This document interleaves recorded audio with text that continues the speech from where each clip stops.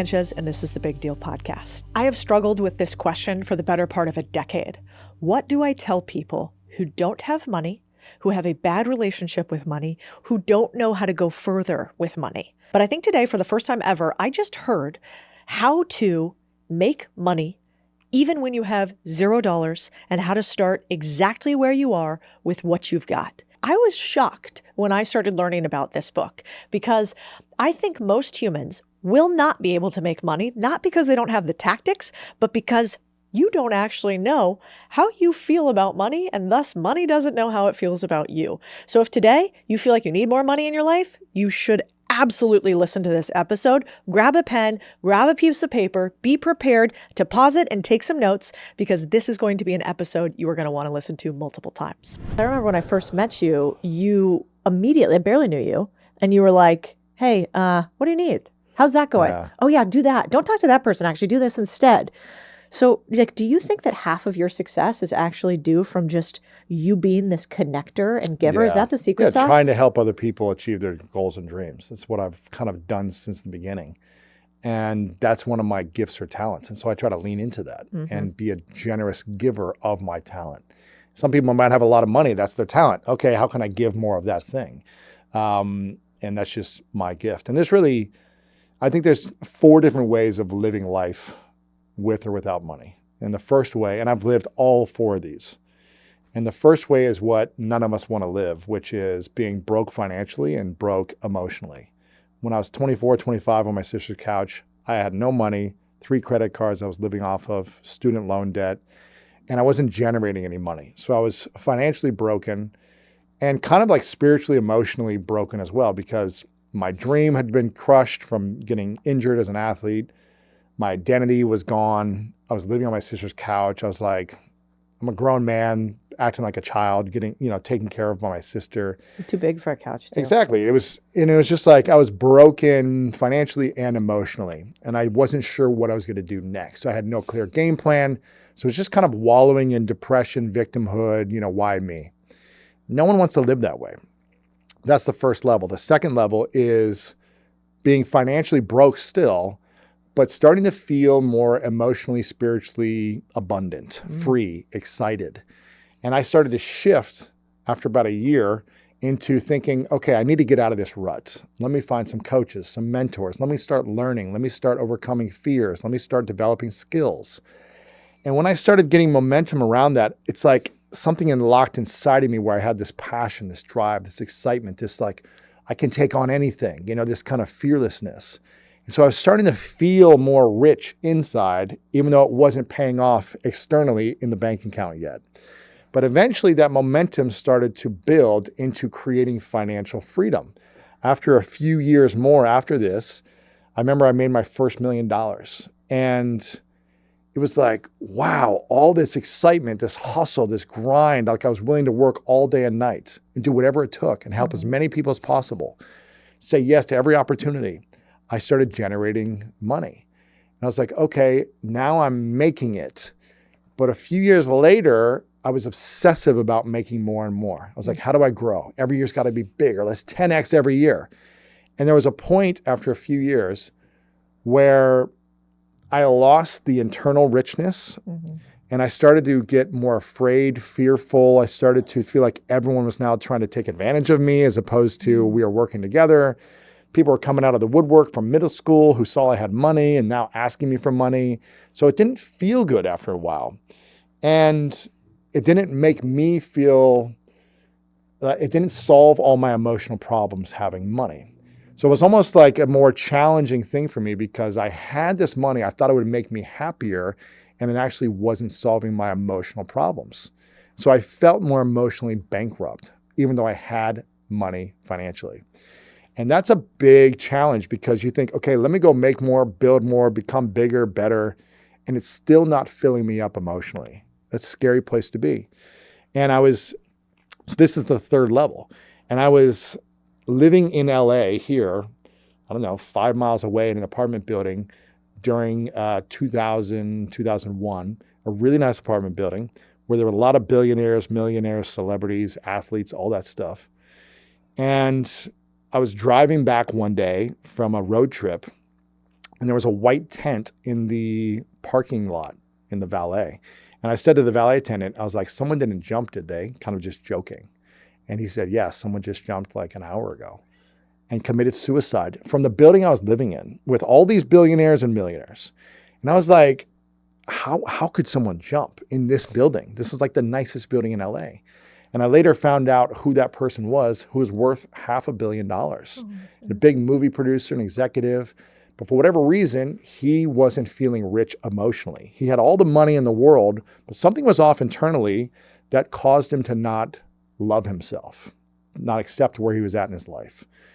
And that, separation of having so much externally, but feeling broken internally can cause a lot of pain for people. Having money can solve money problems, but it can't solve self-worth problems necessarily. Yep. You can be a net worth millionaire, but be bankrupt, and not be a self-worth millionaire.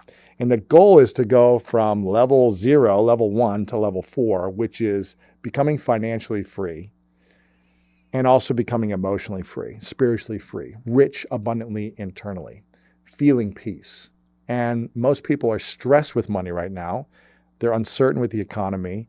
They don't know where their money's coming from next month, if they're going to have a job or not, if their business is going to collapse or not. They don't understand. There's so much fear and anxiety. And so they're crippled by the fear internally. And when we can set ourselves free emotionally around money in general, we're going to be less, money's not going to have power over us. Whether we're making more or making less, we're still going to feel good with us. Mm-hmm. And that's the whole reason I wanted to write this book. So true, because increasingly I think peace is the new rich, and everyone has everything besides peace. Yeah. If you think about it in the U.S., there are certainly those of us who are still struggling with hunger, certainly those of us that are still in a place where we have massive scarcity. But like people dying of pure starvation in the U.S., not that common. Yeah. And so we have a lot, and yet we feel more anxious and like we have less than ever. Mm-hmm. And at first I thought you could just fix it by all of us making more money. Exactly. That was my tactic. Yeah. I'm like, let's just go. Let's teach more people how to make more money. You can solve money problems. You can, but you realize very quickly that, the guy at the top is oftentimes just as unhappy, or maybe more so, because he thought on the way up that he was chasing happiness. Exactly. And I think we talked about this before. It's like, this is not like a judgment or anything here, but it's when is enough enough? And we can only strive for more and play the game of, I'm going to make $10 million, $100 million, $1 billion, cool, whatever. It's fun. But is it doing it because I don't feel enough? Yeah. Or because I don't feel peaceful and I need to make more? Or is it doing it because this is what I love and I want to make a big impact on the world, but I feel good with me whether I make it or I don't? And I think it's getting to that place of being driven by a vision so big or so exciting for you, but not because you need to validate your self-worth. Yeah, it's a great point. I mean, I think the love of the game is why a lot of us continue to do it, but it's brutal.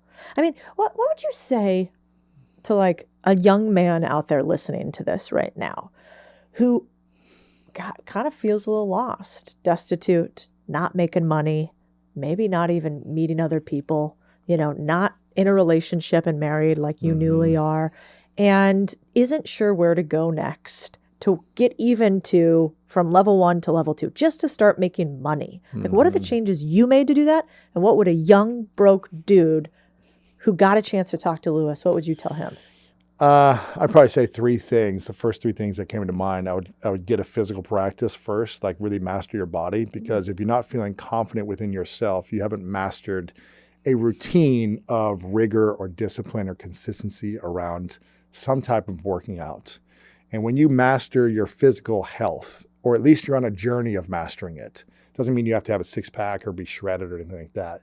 But if you have a consistent program with that, 30 to 60 minutes a day, you're going to feel more empowered because you're taking back responsibility of your own agency. Second thing I would say is find a spiritual mentor.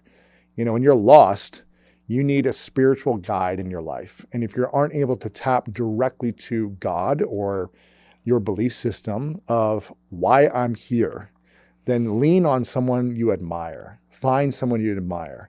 I don't care if it's a sports coach, a business leader who follows practices you admire, or a pastor or something like that. Find someone that you admire who is living a life of high values and integrity. Because ultimately, you want to be living that life. You don't want to be living out of integrity, because it may be fun for a while, but you'll always hurt people along the way and ultimately hurt yourself along the way. By the way, if you're building a business right now and you're stuck or you want to break out to the next level, maybe you're not where you want to be today. Believe me, I've been there many, many times. I want you to know I got you. We help thousands of business owners a year figure out how to scale to the next level. One of my favorite mentors said, every level you have, there's just a higher level and a higher devil. And so if you've been in business for a while and you're doing 6, 7, or 8 figures, there's probably one thing standing in the way of your next level. That's why we host growth and scale workshops 4 times a year throughout the year in Austin, in Miami, in San Diego, and you may be a fit to come to one of them. If it sounds interesting to you to get help on how to scale your business to the next level, you can reach out to my team at the link in the show notes. We believe in you builders, but we also believe that it's a lonely road and you can't do it by yourself. And then the third thing I would say is to really study and learn about money and make money feel relaxing to you. Most people stress out about it. I stressed about it so much because I didn't understand it. And there's still levels that I don't understand today. It's not like I'm a money expert. I'm not an investing expert or budgeting expert. I've learned how to master these things, but it's more about learning how to have conversations around money where it's fun and you're not fearful around it. Because when you're fearful around something, that thing has power over you. Yep. It triggers you emotionally in your nervous system, and you're afraid to even just tell people your money situation. Most people talk about their sexual intimacy more than they'll talk about their money situation. And if you're willing to have conversations around money and just be more flexible and flowing around these conversations, make it more common, you're going to allow the flow for money to come to you. When we are in fear around something, why would we want that thing to come to us? If we're psychologically, emotionally afraid of it because we don't understand it, we're ultimately going to push it away. We're ultimately going to block the flow of abundance financially to us when we are in fear of that thing. It's an energy flow, and you have to be willing to receive money and be ready and prepared to receive more. It's actually fascinating. I've never thought about that before, that people are more willing to talk about their sexual intimacy than money. Yes. It's actually really true. Some people are willing to talk about money, but only once you have a ton of it at the top. Mm-hmm. And then people say they don't even reveal what their money or how much they spend. It's true. It's like somewhere in the mid, there's some like amount of bravado, and then you like hit the real money amount. And you're like, oh, whoops, that's not cool anymore. I shouldn't talk about it. But that's fascinating. Like you've got, more power to however you want to talk about your sexual intimacy, but you've got entire podcasts like Call Her Daddy or whatever. It's really a lot about sex. And there's nobody coming on here talking about money except almost in a shame-based way. Like I like Caleb Hammer, but being like, this was dumb, this was dumb, this is dumb, this is dumb, as opposed to any sort of vulnerability around it. That's fascinating. Yeah, I just think making it more of a common practice around, hey, this is where I'm at, this is where I'm trying to get to, and being open to having the conversations where it flows more easily. And is it more like what would that look like in practice? Like Jesse Itzler, for instance, I remember him saying that he would go to the Beverly Wilshire and he would sit in the lunchroom and he would order like the cheapest thing that was on the menu. And the reason he would do it is because it would allow him to sit around all these really rich people. And then he would ask them, like, he would be like, hey, I don't have a lot of money yet. Yep. I'm on my way up. How did you get here? Like, What do you do for a living? And he credits that with his creation of NetJets. 100%. Yeah. And it's just having proximity to those conversations. And I think having them more frequently, even with the people in your life, even if people don't have money, just say, hey, let's talk about this. What are we working on today? What are you struggling with? How much money do you have in debt? Like just talking about it, making it more commonplace. Because the more comfortable you are talking about something, I think the easier it is to go create that thing. And I really like it because there's a lot of books today talking to us about why money is not important. You don't need money. Money doesn't matter. And I think that happens a lot during recessionary periods. Those books do really, really well. Why? Because you already don't have it. So if somebody can validate that you don't need it, you're like, that sounds good. I'm on board. Also, rich people suck, But, exactly. But if you can write a book that is instead like, hey, you're not net worthed by your net worth. Yeah. That's not your self-worth. But you can be okay pursuing it, I think is really, really powerful. 100%. I think if you want to pursue more money, like pursue as much money as you want. It's where is that pursuit coming from? Is it from a need to prove people wrong? Is it coming from a need because you want to validate yourself that you're worthy or you're better than? You're always going to be creating from a sense of scarcity rather than abundance.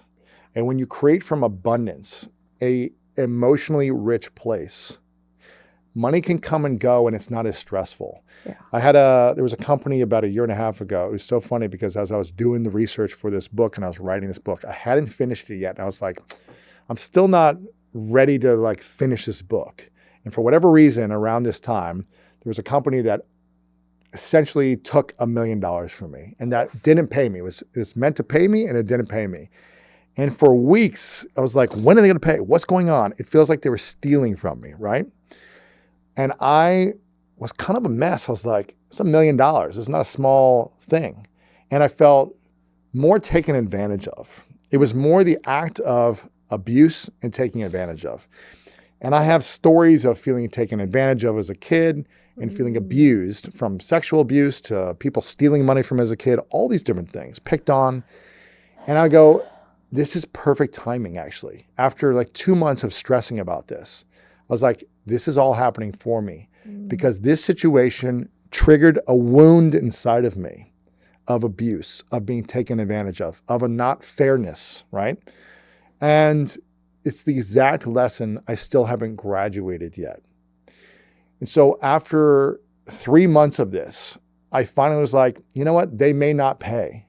It doesn't mean I have to love it, but I get to learn that I'm not tied down by what this company does or doesn't do, that I have an abundant sense inside of me. I can go create this money as well. It doesn't mean I have to like this and be like, yay, this was fun. But right now, this has power over me. It's consuming me. Yeah. And I'm living in scarcity. That scarcity is holding me back from being creative, resourceful, and making better decisions. And so once I started doing some healing work around that, I released it and let it go, and I stopped worrying about it. They eventually paid me. And I was like, okay, great. But now this is a lesson, knowing that when I'm in scarcity or living in fear around something or frustration around something, it's not going to feel good. I'm not feeling abundant when I do this. Mm-hmm. So how can I shift the energy? It doesn't mean I still have to handle it and take action and do certain things, but how can I shift my energy to know I'm going to be resourceful in other ways and I'm going to be okay, whether this money comes or they take it from me. And I think that's been a big lesson for me, is learning how to feel peaceful no matter what. It doesn't mean there's not going to be challenge or adversity, but how can I not let something rob me of my peace? Hard, but really important. And again, I keep going back to these millionaires and billionaires who are just overly stressed, overly worked, that are on drugs, suicidal, or committing suicide. What's the point of having all the money if you don't love yourself, if you don't have peace? What's the point then? It doesn't feel like a rich life to me. Yeah. You know, it's interesting because the hard part, I think, is what is the healing practice to that, right? And you know, in my case, I know when I have something that happens that I don't like. One thing happened this morning. It was literally like, you know what my panic words are, Louis? If you ever text me, hey, we need to talk, instant panic. I don't know I don't know who texted me that originally and something terrible happened. It triggered some wound. But I just have I go, oh my God, they're leaving me. We're bankrupt. I don't know. Worst case scenario immediately. Oh, every time. And the only way that I found to get around that at like my level, not at the level I want to be at, is most people kind of hide from tough conversations. And I usually, when I get those, say, hey, like, let's talk. Yeah. Okay. Like, pick up the phone. Let's have a conversation. What do you want to talk about? You know, or if somebody's like, can we talk, but later today or next week? No, let's do it right now. If you're important enough to like mention the talk, we probably should have the talk. So that kind of helps because usually it's never as bad as you think it is. Yes. And so you can clear it out. But what else do you do to get past this scarcity mindset? What are your practices? You got to heal your money wounds. And it may sound a little woo-woo. It may sound a little weird and people may not want to hear this. But we all have a money story. Yep. Based on how we grew up, whether it be our parents teaching us a certain way, either literally speaking a certain way or their energy. My parents fought all the time. It's my memory. I know it wasn't every day, but it felt like frequently. And when they weren't fighting, they weren't showing each other love. The only time they'd show each other love is after a fight. They'd kind of like hug or kiss barely and like try to mend it. But then it was just like a cycle my whole life. And a lot of this was around not having enough money, stresses around money. So I, in my nervous system, didn't feel emotionally safe with money conversations. So I have these money wounds based on a money story. I also got into a season for about a year and a half where I would steal at grocery stores, like candy bars and stuff when I was like 10, 11. I had kids steal from me. And there's just kind of all these money wounds, these money memories that creates a money story inside of my mind and also my nervous system. You have money story. Your husband has his unique money story. And that creates our money style, how we spend, how we save, how we think about money, how we talk about money. It creates a money personality style that we are today. And until we heal our money wounds and take ourselves to money therapy, which sounds kind of weird, and mend those wounds, we'll continue to live in a certain personality style and create a strategy around money based on that energetic nervous system response. And that's going to create money, a career, a business from that energy until we shift it and heal it. And it doesn't mean it's good or bad, right or wrong. It just means that's how your personality style is. I know people that never look at their bank account. They just spend based on their money story and their style. I know other people that look obsessively daily and they save every penny because they're worried for whatever reason based on their money story and style. And here's an example I like to give people, and we'll do this with you. Imagine, Cody, that there was money was a person. Okay. The idea of money, the representation of all the money in the world was in one person. And that person walked through the door right now and stood right here. What would your initial thought, feeling, or response be if money walked in and stood right in front of you? Be stoked. Okay. Yeah. I'm picturing Elon Musk because I think most of the money does live there. Yeah. I think I'd be like, sweet. I get to, like, what's the deal? I want to know what's going on over there. Okay. Cool. I think that's my reaction. You'd be excited. You'd be stoked. You'd be curious. Yeah. You'd be open-minded, right? Yeah. I've asked this to so many different people. I asked this on Mark Manson's podcast. And you know Mark Manson? Yeah, I love Mark. Yeah. And I go, money walks in the door. What's your first response? He goes, that guy's a douchebag. I was like, really? I go, tell me why. That's his initial response based on his whole life history and a money story. And this guy's a multi-millionaire and makes tons of money with his books and show and everything. But he goes, yeah, he's kind of a stuck-up douchebag. And I don't know if I'd really want him here. And I go, okay, just notice your response.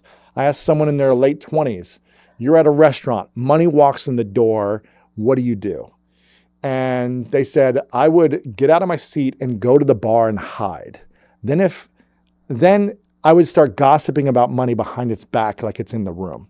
Then if it came up to me, I would act like I was its friend. Then I would use and abuse it when I needed money, and I would ghost it if it ever reached out to me. And I was like, that's a very descriptive response and seems very unhealthy. And they were like, yeah, it is. And that's how it shows up in their life, based on their money story and based on their money personality style. That's how money shows up for them. And it doesn't make it right or wrong, good or bad, but is that relationship with money supporting you? With you, it sounds like, man, I'd be stoked if money walked in here. I'd be like, hey, what's up? How you doing? Let's be friends. That's what it sounds like for you. Yeah. You'd be more like free, flowing, open. You know, I talked to someone else and they said, if money walked in the room, I'd give it a big hug and say, come, sit down, let's chat. It's just like, it doesn't make it good or bad, right or wrong. It's just, is your relationship supporting you in your daily actions around money, in your career, in your business, how you make decisions based on your relationship with it? And when people can start to reflect, I give a ton of exercises in the book on reflecting on your money story to see why you have this money personality style now and to see what your personal relationship with money is, just to assess and see, is this serving me in my life?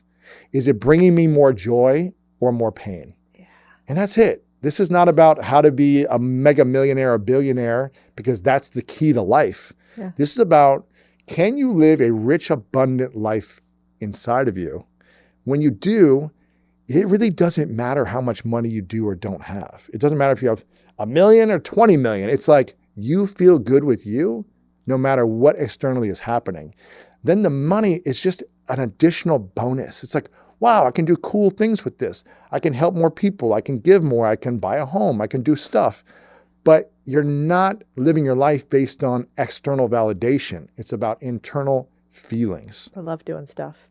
I think actually, you know what would be really cool? I would be so curious what would happen, Louis, if you're listening right now. I want you to play a little game with us, and we'll see if anybody will do it. Yeah. I want you to tag us in an Instagram story where you describe what your money style is Yes. and what your money story is live. Like, I want to know what the story, and just tag Louis and I. Mm-hmm. I'm so curious to hear what people's immediate reaction is when they see money walk in the door. That's it. Yeah. And your money story and your money style equals your strategy, how you show up with money in your life today. Okay, wait. So I want to back up. So first you've got your money story, which is like, if money walked in the door, how would you react? Well, your money story is more of like all of the memories and wounds that you have around money. It could be good things. It could be negative things that you remember growing up.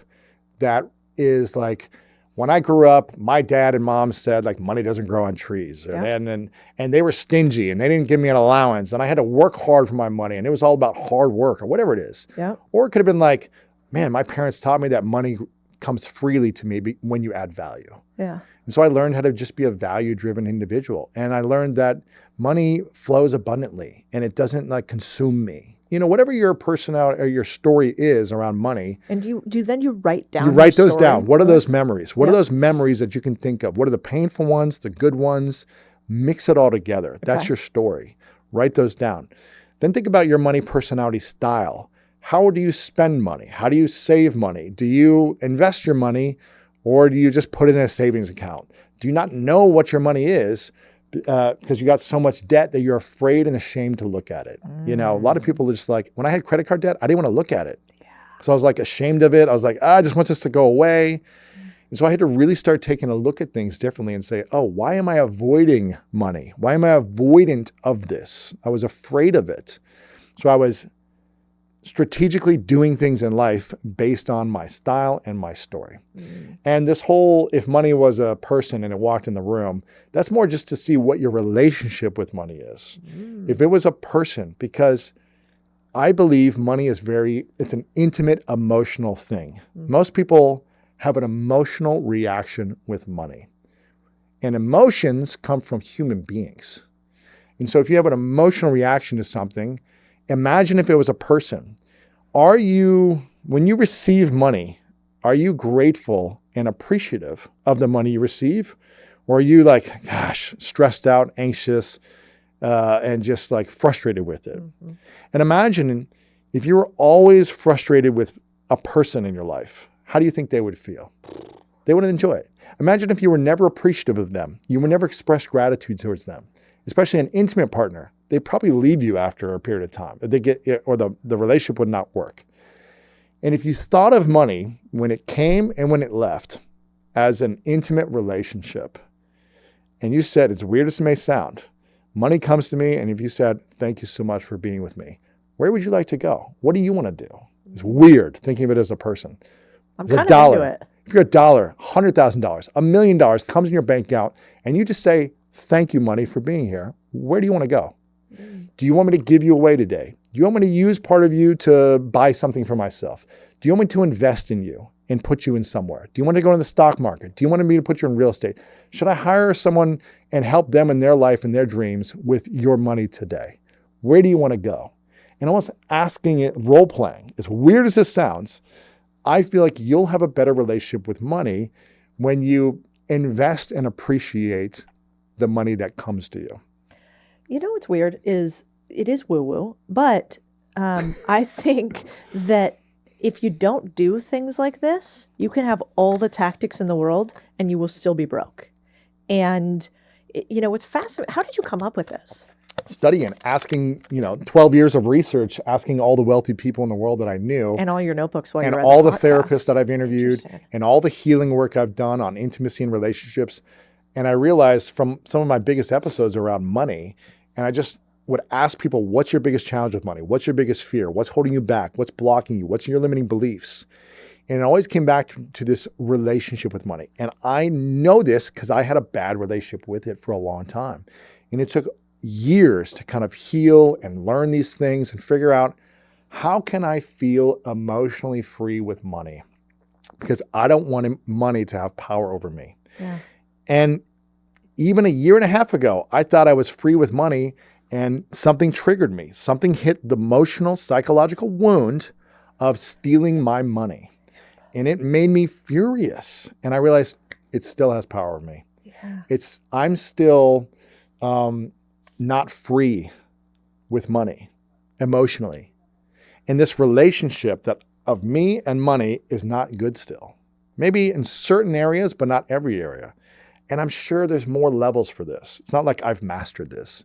This is about me exploring how to set myself emotionally free and have tools that if I ever go back into pain, how do I create freedom quicker? That's so good. And again, I just know so many people that I'd ask questions to about what are their struggles around money? What are their fears, their concerns, their insecurities? People are living in fear around money.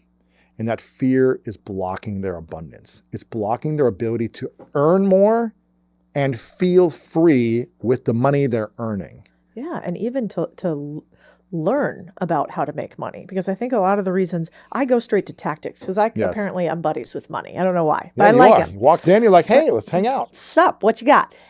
But that's why I want to go to tactics immediately, because I'm like, oh, tell me. But most people can't even go there because they don't have a relationship with it. They cannot. Toxic. Their whole relationship is broken. 100%. So how are you going to do tactics if you can't even be in a room with money? Yeah, 100%. If you got an intimate partner in front of you and you don't feel emotionally safe to have an open, vulnerable conversation as a tactic, you've got to do the healing work on you first before you can actually look someone in the eyes and say, hey, you hurt me. Hey, this upset me. I want to talk about it calmly, consciously. Instead of, you hurt me. It's like when you are so reactive or fearful and wounded, you respond based out of a wound, not out of wisdom, not out of like conscious communication, not out of clarity. It doesn't mean everything's going to be comfortable in your life. These are about, you're going to have uncomfortable conversations. But how can you have those uncomfortable conversations like you do from a place of, when someone says that we need to talk, you try to lean into it right away. It doesn't mean it's easy, but you consciously lean in and say, what can we do to make this better? 100%. You don't avoid it. No. You don't run from it. You do the uncomfortable thing, but you try to mend it faster. Yeah. But it's a great point, because you know what would be sweet? I don't know.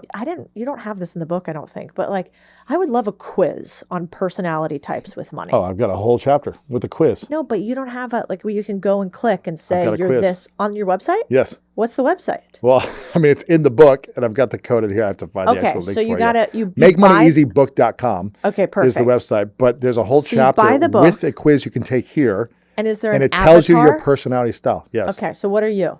Well, I'll tell you this right now. Let me find this page so I can tell the exact process of this. Tell me when you're ready, and I'll tell a story in the meantime. So I remember I was speaking at a women's event. Yes. And it was a finance women's event with a bunch of like kind of pretty wealthy women, all in leadership roles.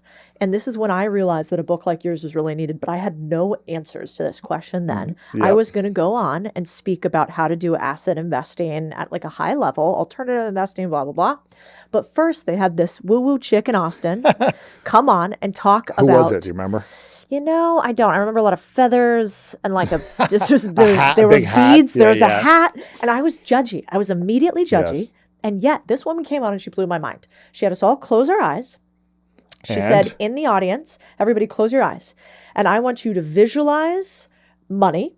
And I want your body to become a visual representation of your feeling of money. I love it. And so immediately— Very woo. Yeah, very woo. And I'm like opening one eye slightly, but my hands like went up. I was like, money, I want it. I like it. And I kind of thought that would be everybody. And she said, now freeze, keep your eyes closed. Now open your eyes. And she had us look around. And how many people had their hands up? Oh, maybe like me and one other chick. Wow. And almost everybody else was, some of them might've been like this or like this or like this. And that's when I realized, whoa, in this area, I'm messed up in many, many, many areas. But in this one, this is such a wound for people. And if Big we don't wound. heal the wound, then we definitely cannot apply, a new foundation. We can't apply growth. We can't extend. Exactly. It's got to heal the wound. Yeah. And you were like free. You were like, I'm ready, Yeah, and don't get me wrong. I Most still people freak are- out about money sometimes. But most people are blocked. You have a different thing. You know, Which is I want too much of it. This is what you did to me on your podcast. you have a You're different thing where it's like, I was like, what's enough? And you're like, I don't know. Like, you're like, there is not enough. You're like, I need it all. And it's not a right or wrong, good or bad conversation, but it's just why? Yeah. It doesn't make it wrong. Okay, where is that coming from? That's it. And then you held back the tears. You're like, I'm not going to talk about this. I'm going to close down right now. I was like, okay, cool. You did. You're But there like, was what would something- it look like if Yeah. you were enough? And I was like, shut up, You're Lewis. like, Stop. next topic. Yeah, stop trying to make me emotional. And But it you're doesn't right. mean you don't have to like reach your ultimate potential and go for what you want to go for. I'm not saying that, but where is it coming from? And, I don't know if you've reflected on that at all, but it's like, I think your money, I can't remember what was enough for you. You're like, I want 100 million. No, I want $1 billion or something. I was like, Just okay, kept going bigger. why? And is your number still $1 billion or is it bigger now? Well, I think some of the stuff that's helped me lately, we've talked about this, is that I want a family and I want, Yeah, it's hard to. yeah, and I have to make space for that. And there's got to be another priority. Trad wife. Yeah, I want to be a gotta be a trad wife. You know this. Hashtag secretly. trad wife life. Oh my God, I want to be in sundresses, just prancing You around know, like a in happy the little mother. woods, cabin. Yeah, with the little. That's why I judged the chick. I wanted the hat and the I know. beads. Yeah, Full you circle, did. probably. You wanted to feel emotionally free. Exactly. But it's hard to be going for $1 billion business brand and be in your heart all day Yeah. and be like emotionally open and have flexibility and space for like chaos with kids running around and just being open to like cleaning diapers and like feeding and just listening to your kids like gobbledygook or whatever when they're kids. Yeah. Like you have to create that emotional space, that emotional freedom in order to be present. And if you're always in your head of like, we got to grow and build, you don't have space for that. Yep. And it's not a good or bad, right or wrong thing. It's like, what do you want? What's your vision? Yeah. And what's your season? And $1 billion, what is that going to do for you? Mm-hmm. I mean, buy you more planes than $100 million? Like, I don't know, Probably like cool. Not a big difference between. And then what? You're going to give a lot of it away or buy more sports teams or invest in cool stuff. But it's like, for what? To manage more problems? Yep. That's very true. And at the end of the day, what is it that you want to feel? What is $1 billion going to make you feel when you hit that? Higher level, higher devils.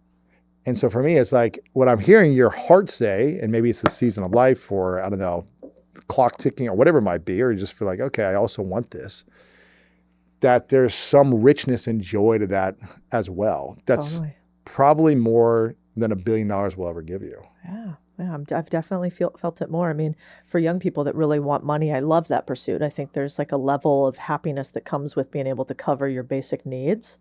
But man, I think you and I have both felt this. The happiest source of joy in my life is my husband. Exactly. And he's also the biggest pain in my ass sometimes, but Right, mostly joy. Yeah. But I want to get to this style quiz. Yeah, Did you there's find four it? different. Yeah, page 43 of my book. There's a whole quiz that you'll go through and then add up your number or whatever. But there's these different styles that each person has, and one is called the director. But there's also a shadow style. Which one do you think I am? There's the director, the energizer, the shepherd, and the analyzer. You're probably a director. This is the benefits of a director are a self-starter, focused on results, favors facts over feelings, which is all about you. You don't have feelings. No, I'm just teasing. None. You're not intimidated by challenges. You're willing to make tough decisions. You're cool under pressure, and you have a strong action bias. But there are... Then what's the shadow?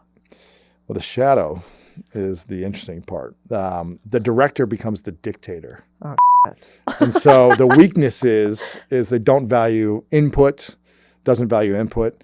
They avoid helpful routines and details sometimes. They struggle to think of others, mostly thinking about your needs. Overcommit self and others to too many things, sacrifices healthy practices, doesn't want to wait, very impatient, expresses discontent, or appears uncaring. So it might be you. Check. Yeah, I mean, but that's if you go in like the dark side of your personality style. But that's amazing. So they should read the book, then take your personality style. Because then when Listen, I kind of am a believer, and I'm curious what you think. I think we can change, but not a lot. And so it's Yeah. like, I'll probably always have a little bit of the dictator. I'll probably have a little bit of the director, but then it's just making sure you lead more from the light than the dark. And right? the more you heal, the more you lean into the light side. Right. And that's the key. Like, you're always going to have that style, but how can you have a healthier version of that style? Right. And not the dark version of that style. When I was, 10, 12 years ago, I just was down, like, I was making all this money, but my ego was coming out, and I was so wounded in so many places that it was like aggressive everywhere with everyone in certain areas. And I was like, what is wrong with me? It's like this money was revealing more of who I was, of the dark side inside of me. Sure, it showed the light side as well, but when I was triggered emotionally, that came out even bigger. And money doesn't heal who you are, it reveals who you are. And until you learn to heal, then it's just going to reveal the better part of you. So if you had to think about the steps that you would take to get money, it sounds like one of the first ones is going through these certain levels. Yes. And then what do you do next? So now you've got your style. Now you've got your story. Now you've got your personality. Yes. What do you do next? So the first part is really understanding and having awareness about you. That's what it is. It's like reflecting on my story, reflecting on my style, getting my personality style so I understand what that is, and then reflecting on my whole strategy around money my entire life to where I am today. And once I have a kind of a blueprint around what that is, then there are 7 habits for creating financial freedom. And once we start to heal and mend and take ourselves to money therapy, then we can create financial success from a healthier place. Not from a place of, I need to prove myself, I'm not enough, I need more to feel good about me, or this will bring me happiness. So once we get to that kind of foundation first, then there's 7 habits. The first one is the mindset habit. And this is what I think a lot of people think, when I have money, then I'll give, then I'll be more generous. But the wealthiest people in the world start with generosity, even when they don't have a lot to give. I'm sure you've heard the Tony Robbins story about when he had like $10 in his pocket one day. He was like going broke. He had no money. He didn't know where the money was going to come in. And he was at a restaurant. He took himself to like his final dinner. He was like, all right, I'm broke after this dinner. And he found a young boy who was with his mother. And he went up to the young boy and said, you're paying for your mother, and here's the money. And he gave his last like $5, $10 away for this dinner. And he said he leapt out of the restaurant. Like, the feeling of giving it, even though it was his last dollars, made him feel so alive. The generosity of giving a few dollars for this act of generosity. And he said, he went home and someone called him and who owed him money and sent him the money that day, and more money started coming in. Now, that might have been a synchronicity. Who knows? But it was more about the feeling of generosity. And again, if you don't have money, you don't have to give it. Yep. But what can you give initially? Again, when I was broke, I reached out to thousands of people literally on LinkedIn in 2007, 8, and 9, and built relationships with people by asking them questions. That curiosity, people don't want you to ask them for advice. But they love talking about their story of how they overcame challenges to achieving their success. You're going to get the same answers either way. But you're giving to someone when you say, can you tell me how you overcame this season of life? It seems fascinating to me. Yeah. Versus, can you give me advice on how to get a job? Yeah. No one wants to give their time to someone else, but they will give of their storytelling about how they overcame something. And they'll give you hours of their time. It's so true. It's just a simple switch. How many people, Cody, to say, I love to, get 5 minutes of your time to pick your brain. It's like, you don't have time. You're busy. You can't give someone freely of this time that you don't even know. But maybe if someone wrote you a nice email and was just like, man, I really love like the business you did back like 7 years ago. And they really researched and said they found something you did. They're like, that was so cool, and how you jumped from here to here. I would love to hear that story if you have a few minutes to share it. Maybe you won't have the time, but you're more likely to have the time. if it's the right timing for you to say, yeah, I'm happy to email you or jump on a call, or maybe we can meet in the future. Like, you're more open to it. Anyways, the mindset habit is about being generous. And if you don't have money. I want to double tap on that for a Yes. second, because one of my favorite quotes from one of my smartest mentors, Donald Park, was, if you want money, ask for advice. And if you want advice, ask for money. And I love that, because it's basically another level to what you're saying, which is, especially when you start, asking people to invest in your stuff, asking for a raise, asking for whatever. We think the direct path is the best, which is, I would like a raise, or I would like you to invest in this, or I would like you to X with money. But if instead you said, I saw, Lewis, that at this point in your life, you did this X thing. How did you end up breaking up with money then? What was that like? Or if you said to your boss, hey, if one day I wanted to get a raise, What would it take? What would it take? What would that look like? What are you actually doing? You're asking for a raise. Exactly. But you're asking for advice, which feels much cleaner. Yes. So I think that's really, really powerful. And if you can switch that up, I love it. Yeah. And then the only other thing tactically on that is, like, what does that look like for you daily? Back then, it was me emailing people on LinkedIn constantly. And it was just like one question. Like, I tried to find 3 points of connection within every message. Mm-hmm. In the first line, I would find something that we had in common somehow. Even if it was, I see we're both from like the same city. I would just, whatever I could find, I would try to add that in there. Mm-hmm. And then the second line, I would talk about something where I'm really inspired by what they've done. I really like what you created here at Sports Illustrated. I was back in the sports world early on, and how you've built this brand. So I was just emailing CEOs. And then I was always trying to find another point of like connection within the third line, which is, finding, it was usually on LinkedIn, it was who you have in common. Mm-hmm. Oh, I see we're both connected to so-and-so as our second degree connection. And I was just chatting with them last week about you, and they really love what you helped them with. Mm-hmm. So I'd always find a connecting person that we had in common. Mm-hmm. I'd find some couple points of interest that we had in common as well. And then I'd try to acknowledge them for what they've created. Mm-hmm. And then I'd say, I'd love to learn more about how you did this. And when I originally started doing this, I was just asking people for advice and no one replied. Then I was like, oh, you got to kind of like butter people up a little bit and be more intentional about it and do some research and be like more thoughtful about them, not about what I need. Mm-hmm. And the more I did that, I just repeated it and everyone started replying to me. Mm-hmm. And then people were taking me out to lunch and paying for me to learn from them when I was like broke. It's like, oh, there's something to this. And that's actually what inspired me to launch the School of Greatness. I was having all these fascinating conversations with people way more successful than me. And I was like, if people could only hear these conversations, they would be able to build a business like I've just done in the last few years. I was like, why don't I just start recording these things and put them out there? And that's essentially why School of Greatness was born. That's wild. I've listened to you for years, as you know. But it is, even now, like, as successful as maybe somebody, might think you or I are, there are dark, dark days and hard days that I put on School of Greatness, or I put on Founders Podcast, or I put on one of our other friends' podcasts. And I just listen. Like, I'm feeling a little lost. And so I want to pick up, I want to steal just a little bit of that, like, energy, that contagion, like you talked about. Yes. And so I think that's beautiful. Yeah. So it's this generosity and constant reach out. And gratitude. Yeah. When you're broke, you're not grateful by default. Yeah. You're frustrated. You're resentful of the government. You're resentful of who's in, which political party's in power and what they're not giving you. You're frustrated that they took away this grant or these loans or this thing. You're like, I'm not getting what I want and they're not taking care of me. Mm-hmm.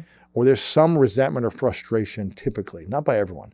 So you've got to learn to shift it and say, what am I grateful for? And living in gratitude and generosity. That's the first principle. Most people say, I'll be grateful, I'll be generous when I have more money. Yeah. You need to make that the first principle, the first tactic, and the first feeling, and meshing them together. How can I be a giver? And what that looks like for me now is when I see someone like you doing so well, I reach out to you. I'll send a voice note, a video message, a text, and say, God, this is amazing what you're doing. Keep crushing it. If I can help with anything, let me know. And if you're looking for advice on this in the future, I got your back. It doesn't have to be a lot. Yeah. Or it could be, hey, just thinking about you lately, what's the biggest challenge you're faced with right now in your business? And just doing that once every few months, or what's the biggest challenge you're having in life with it right now with your friends? Doing that once every few months with your top 20 connections and just being top of mind. And then when they tell you their biggest challenge, solve it as fast as you can. Because it's usually a pain they've had for months. Yeah. And when you solve their problem, and when you also connect them with one person who is the solution, you're now creating, you're not just helping one person, you're actually helping two people expand. And then you become the champion of their relationship. Mm. They always talk about, man, so grateful for Lewis for connecting us. I have two buddies of mine that both, I did this like 4 years ago with two friends of mine. And one guy was like, I'm trying to figure out social media. Can you help me, like, what you do? And I was like, it's not something I do for someone. I can give you strategy, but I know a guy if you're looking for someone to help you run this. And I reached out to the guy and said, hey, this person's looking for this. Can you help him? He said, yes. I connect them. Literally a year and a half later, they send me a car to my apartment building because they made like $10 million together. Wow. Over this next like couple of years. Maybe it was 2.5 years. They do $10 million together. And they think of me as the champion of their wealth, of their abundance, of their success. You know, they did all the work, but I was the champion that connected them. I thought about both of them, how they could both succeed. And they sent me a car as a gift, as a thank you. And it's just when you can do that for someone, you're expanding people's opportunities for success and growth. And you become the champion. They always want to give back. Most, if they're good people, they're going to want to give back. And just reach out to your friends, your family, say, what's your biggest challenge right now? How can I help? And try to solve it. Like, call someone right then and say, I got the person, let me three-way you in now. Like, do it now. And then I learned this by hosting LinkedIn networking events in 2008, 2009. I did 20 events around the country using LinkedIn as the platform to market these LinkedIn networking events. Yeah. And the economy was crashing, people were struggling. This is how I got started. And every person that walked in the door, I'd say, what's your name? Put a name tag on them. And I'd say, what's your business and what's your biggest challenge? And then 10 people later, I'd say, what's your name? What's your business? What's your biggest challenge? And I'd be like, oh, someone was a graphic designer and someone needs graphic design services. I would take this person and walk them to them and say, connect, do your deal now. And I would do that for everyone that would come to the events. Mm. And they were all succeeding, sending me emails and letters and referrals and commissions for just connecting the dots. Well, you did that for me with Rory, remember, in the book. And so because of that, I learned all about the inside of books and never would have done it. So it's really good. And I feel like the only way you can kill this practice of gratitude is by expecting something in return, right? Yes. So if you do this, you can't get mad when they never send you the car. Yeah. And I wasn't expecting it. Right. Yeah. Which is like the key. All right. We've got point one. Yes. Let's do 2 and 3. Okay. And then we're going to make them read your book for the others. The second one is the mapping habit. And this is really kind of creating a map and almost like a game plan for how much money you want to make. This is Codie Sanchez like tactics. I want to make a billionaire. Okay. So it's why do we want to be a billionaire? What's the process for getting there? And how am I going to get there? And what's this next season of life, these next 3 to 6 months that I'm going to start working towards this? What's the map? What's the game plan? Creating micro goals, bigger goals, and starting to strategize how to get there. When I was broke on my sister's couch, I was like, I just want more money. And then I was like, okay, a mentor was like, you got to get clear. Yep. Just in the next 3 months, how much do you want to make? You're broke. You're not going to be a millionaire in a year. Maybe, but it's like, just plan for 3 months. What do you want? I was like, I want $5,000. And he goes, how do you want to make it? Tell me if you could do it doing anything. I go, I want to make it giving a speech. I want to speak and get paid $5,000. And at the time I was learning public speaking at Toastmasters. So I was developing the skill, but I was not that good yet. But he said, okay, are you willing to go all in on this? Because you're so far away from $5,000 at this point, broke on my sister's couch. And I was like, I'm willing to go all in. He goes, put a date by when you want to accomplish this by. I want you to sign it and certify it, make a certification and put it on your wall and look at it every day and then take an action every single day to go make that $5,000. And the first week may just be, I'm going to go give 3 speeches for free and get reps. I'm going to get coaching. I'm going to get feedback. Then I'm going to charge, $5 for like a ticket to a workshop. Then I'm going to do this. Then I'm going to keep giving free, like whatever it is, map out the game plan to make that $5,000.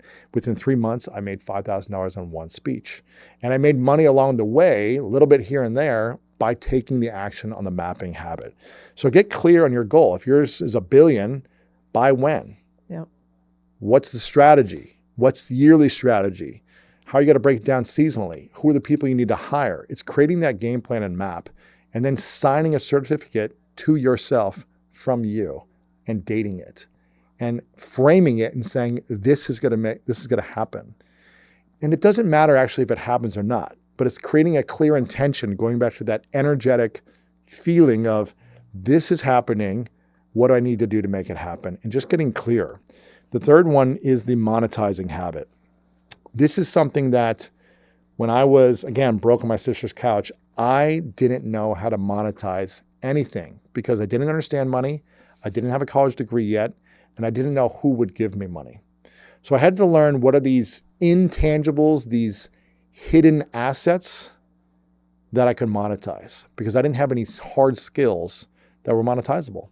And these are some of the things I'm talking about, learning how to build relationships, connecting people, overcoming fears, overcoming self-doubt, setting clear goals, accomplishing them. It was just like having passion and energy, asking dumb questions to smart people. I didn't think these were skills, but who would have thought asking dumb questions to millionaires for years would have helped me build a business, would have turned into a 12-year podcast, one of the biggest podcasts in the world.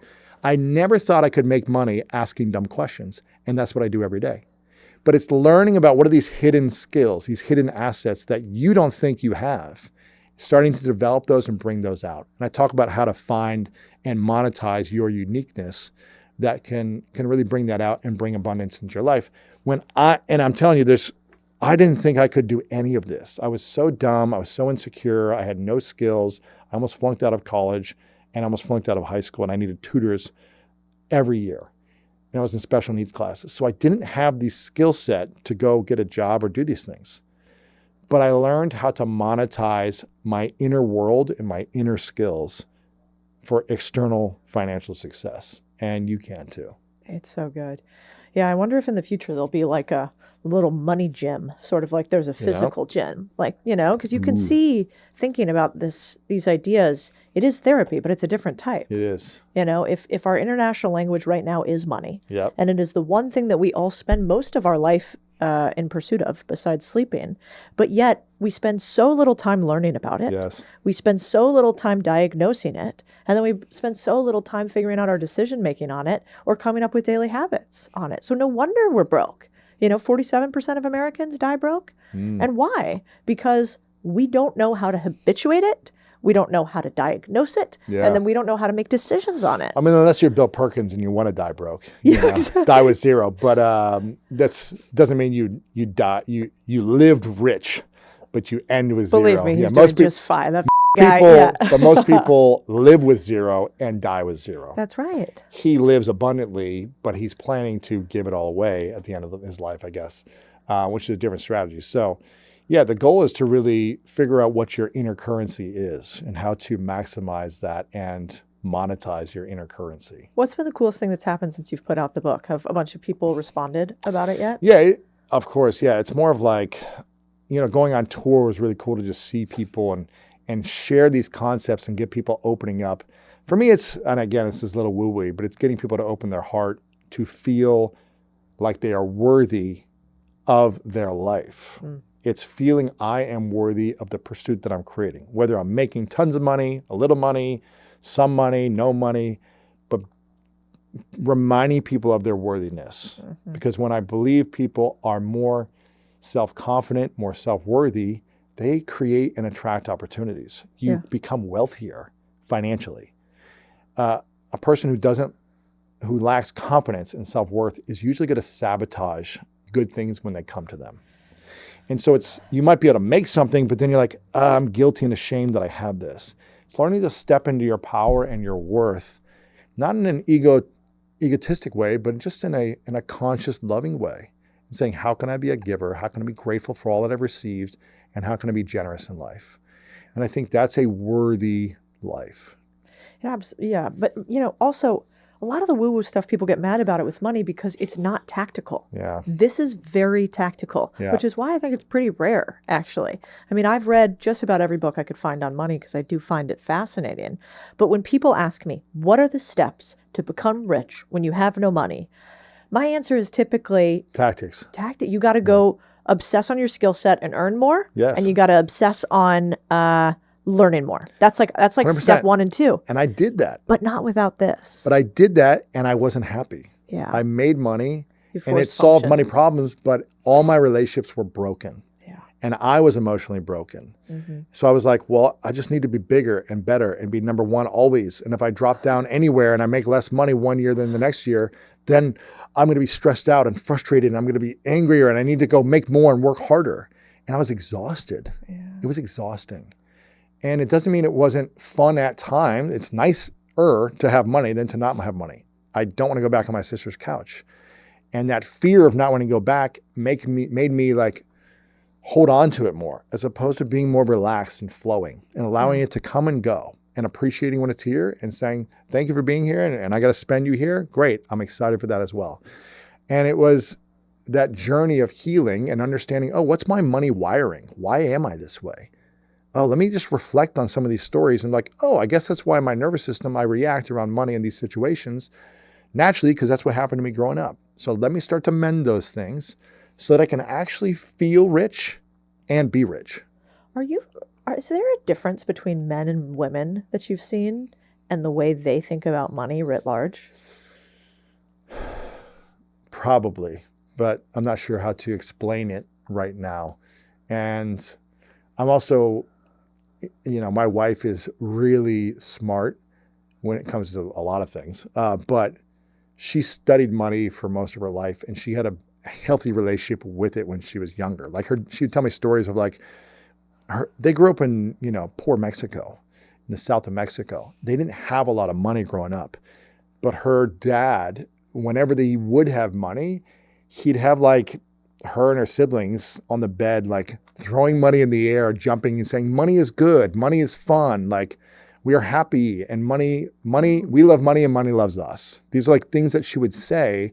And her dad would create these environments, even though he didn't have a lot of money. But it was creating like an emotional connection with money that money is a good thing. People with money aren't evil. People with money aren't bad. Maybe some people are, but it doesn't mean you have to be. And it can feel good with it.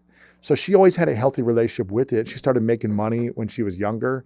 She was in her late teens. She was doing TV and movies. And she's like, she went to seminars. She went to like Rich Dad, Poor Dad seminars 20 years ago. That's wild. And she was like studying books and learning. And I think that mindset of like, I'm going to keep learning and I'm going to have a healthy relationship with it. And it doesn't have power over me. It's for her, I think that's rare in women because a lot of women I haven't met that do that. I think a lot of women have been, maybe it's shifted now in the girl boss era, but I think a lot of women maybe just haven't been as invested in learning and invested in investing. Mm-hmm. And I don't know if you know Chris Powell. Do you know him?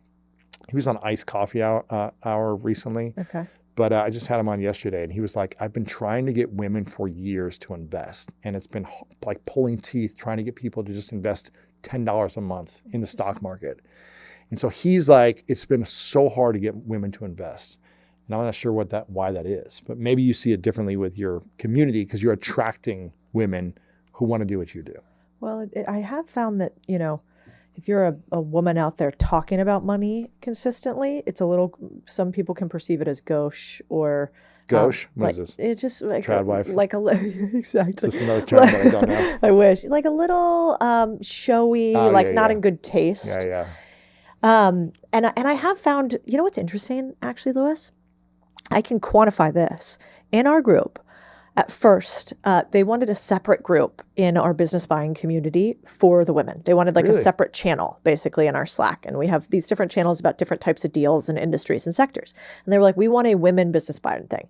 And my immediate reaction was, no. Why? No. Like, your vagina, my vagina have nothing to do with whether you can buy a business or not. Exactly. Totally unrelated. But then I talked to a few of them, and that made a few mad. And so they talked to me about it, and I can sometimes be brash. So I was like, well, let me hear you. Let's talk to me through this. What'd they say? That they were embarrassed. They were embarrassed about some of the questions that they had. They had shame about the size of the deals they had versus the other guys. They were scared about how they negotiated versus others. And this is the thing. When we are living in fear, shame, or guilt around these things, we are limiting our power and our ability to make decisions. Or we have to like hide in different types of groups and say, I'm only going to talk to these people. Yeah. That means money or these deals or the flow of money has some type of power over you because you are ashamed to talk about it to other people. Yeah. This is not a right or wrong, good or bad conversation. This is is that supporting and serving your life? Do you feel free when you have to hide yourself and have conversations in limited groups versus with anyone? Yeah. And that's why in the beginning of the conversation, I was saying, start having conversations with everyone around money. You don't have to reveal what's in your bank account day one, but start just, hey, what's your thoughts on money? What do you think about when money comes to you? Or do you ever think about investing? If so, what do you think about it? What's your process look like? Yeah. Just having some general conversations and feeling more safe in those conversations with girlfriends, with guy friends, with colleagues, whatever it might be, so you are in power, not feeling like it has power over you. It's just so necessary because with those women, what I eventually said was, instead of doing that, can I push you guys to have this conversation in the main group? Yeah. And I will lead it. I'll lead it off. I'll tell some embarrassing things about me first, because you are self-limiting by going to this group, because the average net worth of the woman in our group is lower than the men. You guys also are doing slightly smaller deals than the guys on average. So if you pull yourselves over here into a group of people that have less money, that do smaller deals, what are you replicating? Well, now you're in a group that's smaller, when the whole point of you being in here is for you to be in a group of other winners. And so we eventually sort of compromised on this idea. And I said, listen, if anybody's rude to you, if anything negative happens, like you ping me direct and I will make sure that I handle it. But can I please push you slightly to go bigger? Yeah. And I'm all for people like, being in safe environments and having safe settings when they're talking about something that's vulnerable for you. I'm not saying you have to do this right away with billionaires, because you're not going to know what they know. Right. But I think there is also a process of, that's why it is important to read books or watch your show and get mentorship and be in these types of groups, because it's going to expose you to feeling more comfortable over time. And I was uncomfortable within my first year of learning stuff. It still takes time, but I'm also now comfortable knowing that I don't know a lot. And when you think you've learned a lot about money, you actually realize you don't know that much at all still. There's like different levels. You're like, what are these people doing? I don't know what this terminology is. I'm still a beginner, it seems like. But I'm okay that I'm a beginner, and I'm okay to say, well, this is where I'm at. And if that's embarrassing to me, then it doesn't matter as much anymore. And I think learning to be okay with who I am, with where I'm at, no matter what environment or setting I'm in, is power. And it's having that courage that makes you feel more empowered as well. Yeah, the only embarrassing way that you can do this is by trying to pretend you're something you're not. Exactly. Because then people can see. Exactly. But if you're pretty candid about the fact that, yeah, man, I'm not making as much as I want to, and I know you guys have 7 figures over here, I'm working on my first 5. I'd love to hear more about what you would do if you only had 5. Yeah. People are like, great, that's raw.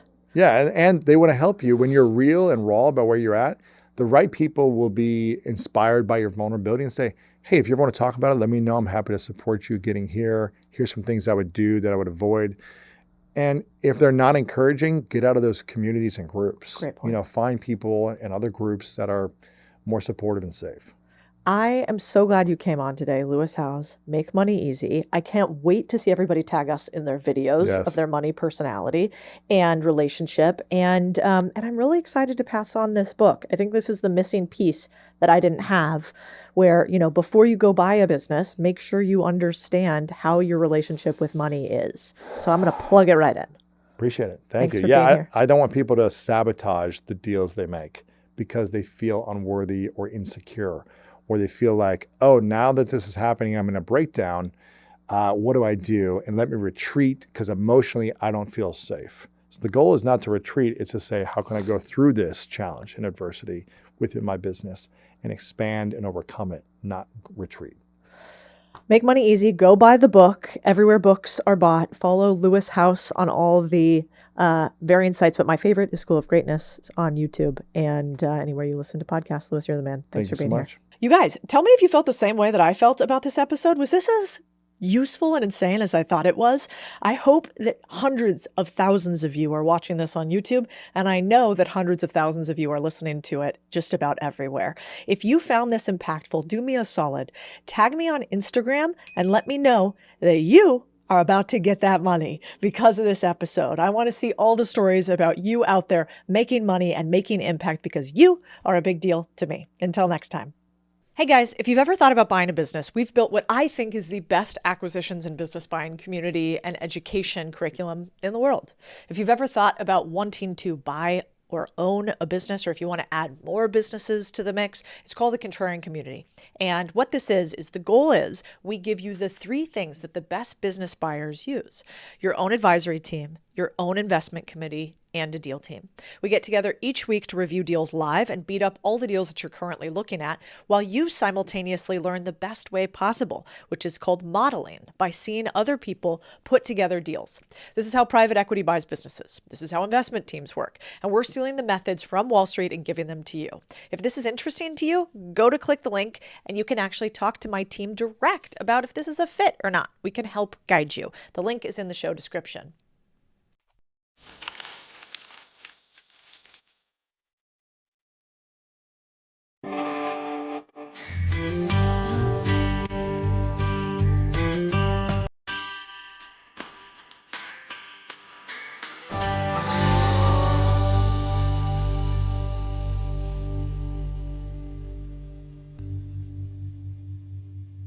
It was really hard to find someone who didn't leave their hometown but was successful. Every time I'm away from the people I'm comfortable in, it allows me to question what I thought I believed. Just because it's a land you left doesn't mean it's a land you don't love. And I remember just getting in the car, about to cry, and my wife was like, "It's okay." I was like, "No, it's not. This was everything." In order to be successful, you need to leave at some point, and yet so many people don't leave. I wipe my tears with like $100 bills, and I'm just kidding.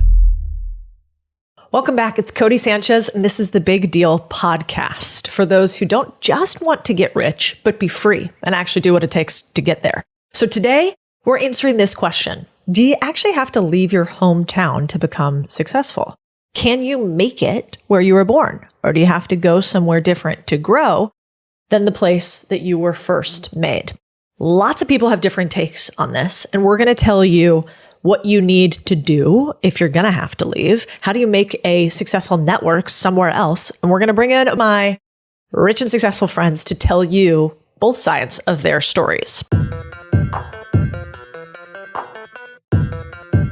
First, I started with this tweet quite a while ago, and it went something like this. Never be afraid to leave your hometown to grow. It's too easy to stay the same when the scene does. Your people love you as you are now, and they'll fear losing that you. Your hometown, it'll be there. But if you truly want to change, you need to go to a place that has changed. And I kind of believed that. But then I tried something else. You did. Like right before we hopped on this recording, you tweeted, "Do you know anyone who is really successful, lives in their hometown, and has never left to work anywhere else?" My favorite tweet was, "Jesus couldn't even preach in Nazareth. Jesus was from Nazareth." That's good. Yeah. That's so good. I was like, oh my gosh, that one's good. And then another person made a great comment. "Yep, it helps to be a Silicon Valley local." I feel like the same thing probably about like New York City. And then another person, "No, staying in your hometown will rust you as a ship that doesn't do what it's built for." Oh, so got poets in the audience. I know. Still, Nazareth is up there as my number one. But personally, I would love a hometown. I moved a lot growing up, so I'd love to hear more about what you actually mean first by like success. Yeah. So let's narrow the scope because that's what a bunch of people commented. Let's define success as money and earnings. And let's be really specific. Top 1% earners, which is somewhere around $823,000 a year. Can you be a top 1% earner and stay in your hometown? And what are the examples of humans who have actually done that? I think having a really specific goal helps you figure out how to get a really specific answer. So we did a bunch of homework on this, right? And we found some fascinating research on the one key determinant that will decide for most young people if they're going to be successful or not. And it's fascinating. It's 2 words. It's called economic interconnectedness or economic connectedness. And basically what happened is there was a research study done on thousands of kids in neighborhoods that had the same socioeconomic demographics, aka like child A had kind of a same economic background as child B. One child was in Minneapolis, relatively poor, same sort of situation as this other group that was in another city that wasn't Minneapolis. So same low income children, 2 different cities. And what was really interesting is the kid who was in Minneapolis, which is an economically connected city, which means people from high incomes, people from low incomes hang out together. They have interactions together. That kid had a 33% higher income by the time that kid was 35 than the kid who came from the same economic family, but because the city wasn't economically interconnected, that kid earns 33% less over time. So what does that kind of mean wrapped with a bow on it? That being around rich people seems to help you become more rich. And I'm just using that one example of that kid from Minneapolis, but there's, thousands that were done in this study so that they found it statistically significant, aka it actually has a strong predictor for most children. And in fact, they said that is the strongest predictor of upward mobility found to date. Now, they don't say why, but it seems to me like if you're around other rich people, perhaps you can be what you can see and you cannot be what you cannot see. And then we're like, all right, is this just one study? Because those can be flawed. So we went to another study called Public Source, and they basically say the same thing a different way, which is the neighborhood or environment where you grow up is really going to affect your earnings potentials by and large without any other indicators in there. Then in Pittsburgh, adults born in Point Breeze, just one city, averaged $70,000 in salary and 78% had a job, as compared to Shady Side, which is another segment of Pittsburgh, which had an average income of $22K and an employment rate of $76K, which basically means if you are born in a low income neighborhood, which we already kind of know, that then you are more likely to stay in said low income neighborhood if your geography doesn't change. Remember when you guys were in high school and we had those Petri dishes and we would like put little different things inside the Petri dish and then they would grow depending on what different things were inserted into the Petri dish? And at some point, you'd insert one little piece of bacteria into a Petri dish and all of a sudden mold would grow like crazy. You'd insert something else and there'd be crystals inside of your Petri dish. Now you start with the same Petri dish and you start with the same base, but depending on what you add, something different grows. And I think that's what this study is telling you, that if you do not add different things and you stay in the same place, you largely will stay the same as everybody else. And then there's this other study that talks about the zone of proximal development, which basically is this concept that a learner has one ability without help and another ability with help if it comes from a more knowledgeable person, which is like, yeah, Cody. But basically what this means is mentorship and being what you can see is a real thing. We can actually statistically say that if you are around more people that have XYZ, you are more likely to have XYZ, that thing that you are trying to achieve. Paul Graham had a really interesting sort of series of articles that we wrote on. And if you don't know Paul, he was an early investor in a ton of stuff, Stripe, Airbnb, Amazon, Dropbox. He says, roots grow where planted. Your environment shapes your ambitions. And then he says, great cities attract ambitious people. So if you want to create, maybe you go to Austin. Those are my words. If you want to make money, you go to New York or where Rachel is. If you want to be innovative, you go to Silicon Valley. If you want to raise venture, you go to Silicon Valley. And so what if the reason you don't achieve what you want to achieve is because your surroundings do not allow you to insert different things into your Petri dish? That's my sort of belief. Now, you had some interesting stuff, I think, from Scott Galloway. Yes. So I know not a lot of people. I know, actually, I'm not sure. It seems like on my part of the internet, Scott Galloway gets a lot of flack. For those of you who don't know, he's made some pretty high profile predictions in the business world. He made his money by knowing people, investing in their companies and advising them. He made a bunch of money. Yes. And he had a really good quote. What does he think? Okay. So about, outside of this is outside of making money, but I was really interested about like his thoughts on how young people should operate. Basically, he said, you should never be at home. That's what I always tell young people. Home is for 7 hours of sleep and that's it. You need to get out of the house. So yeah, basically spending home time, which I really, really like, is inversely correlated with professional and romantic success in his mind. this is obviously controversial for some people because people think that like economic constraints, high housing costs, and remote work make staying at home just a more practical choice.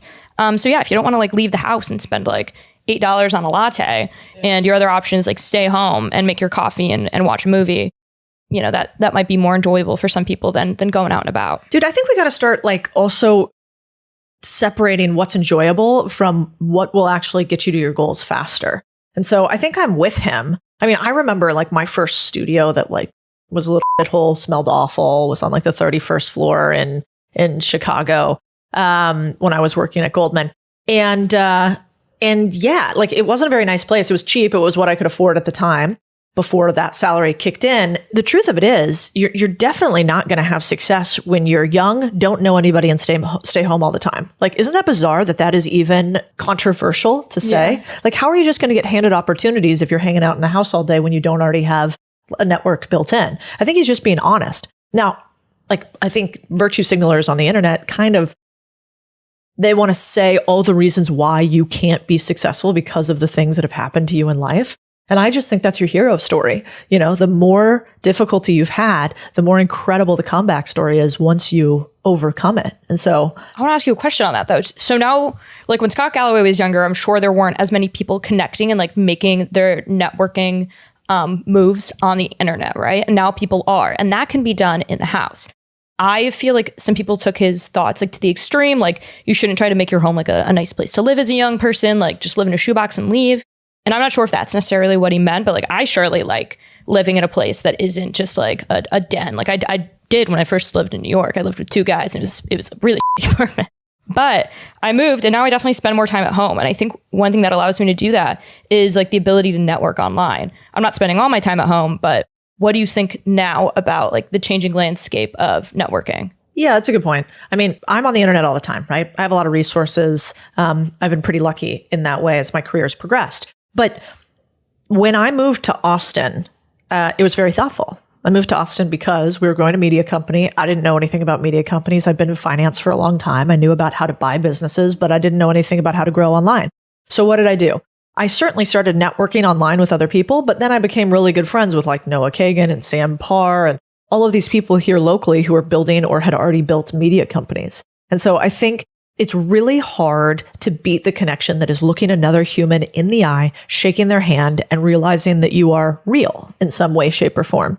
So there's probably a mix between the two. I wouldn't have gotten the opportunity to meet them in person if I hadn't been doing stuff online. So that's your 2.0 version, right? I mean, I do think one generation's like, you have to pick up the phone and call people, you know, or you have to shake their hands in person. And our generation is a mixture of the two. For instance, we hadn't met before this, but we've been working together for a while. But the connection that we're going to have because of you coming here and doing this is going to trump anybody else that you work with in podcasting that you haven't met in person. Totally. Because humans are just built that way. But I do think you're right that now more than ever, you can network online.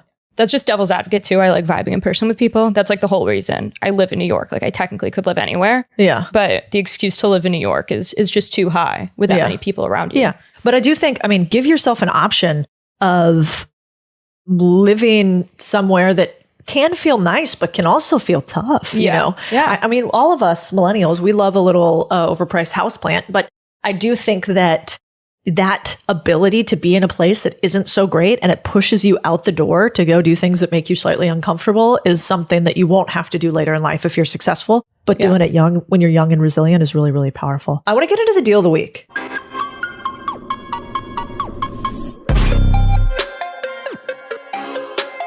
Yes. So the deal of the week is so cool, in my opinion. All right. What is this? So I keep talking about New York. Again, one of the reasons why I live there is I'm a horrible driver. I don't know who let me have my license. I'm just going to eat it at this point. Everyone makes fun of me. Love living in a walkable area.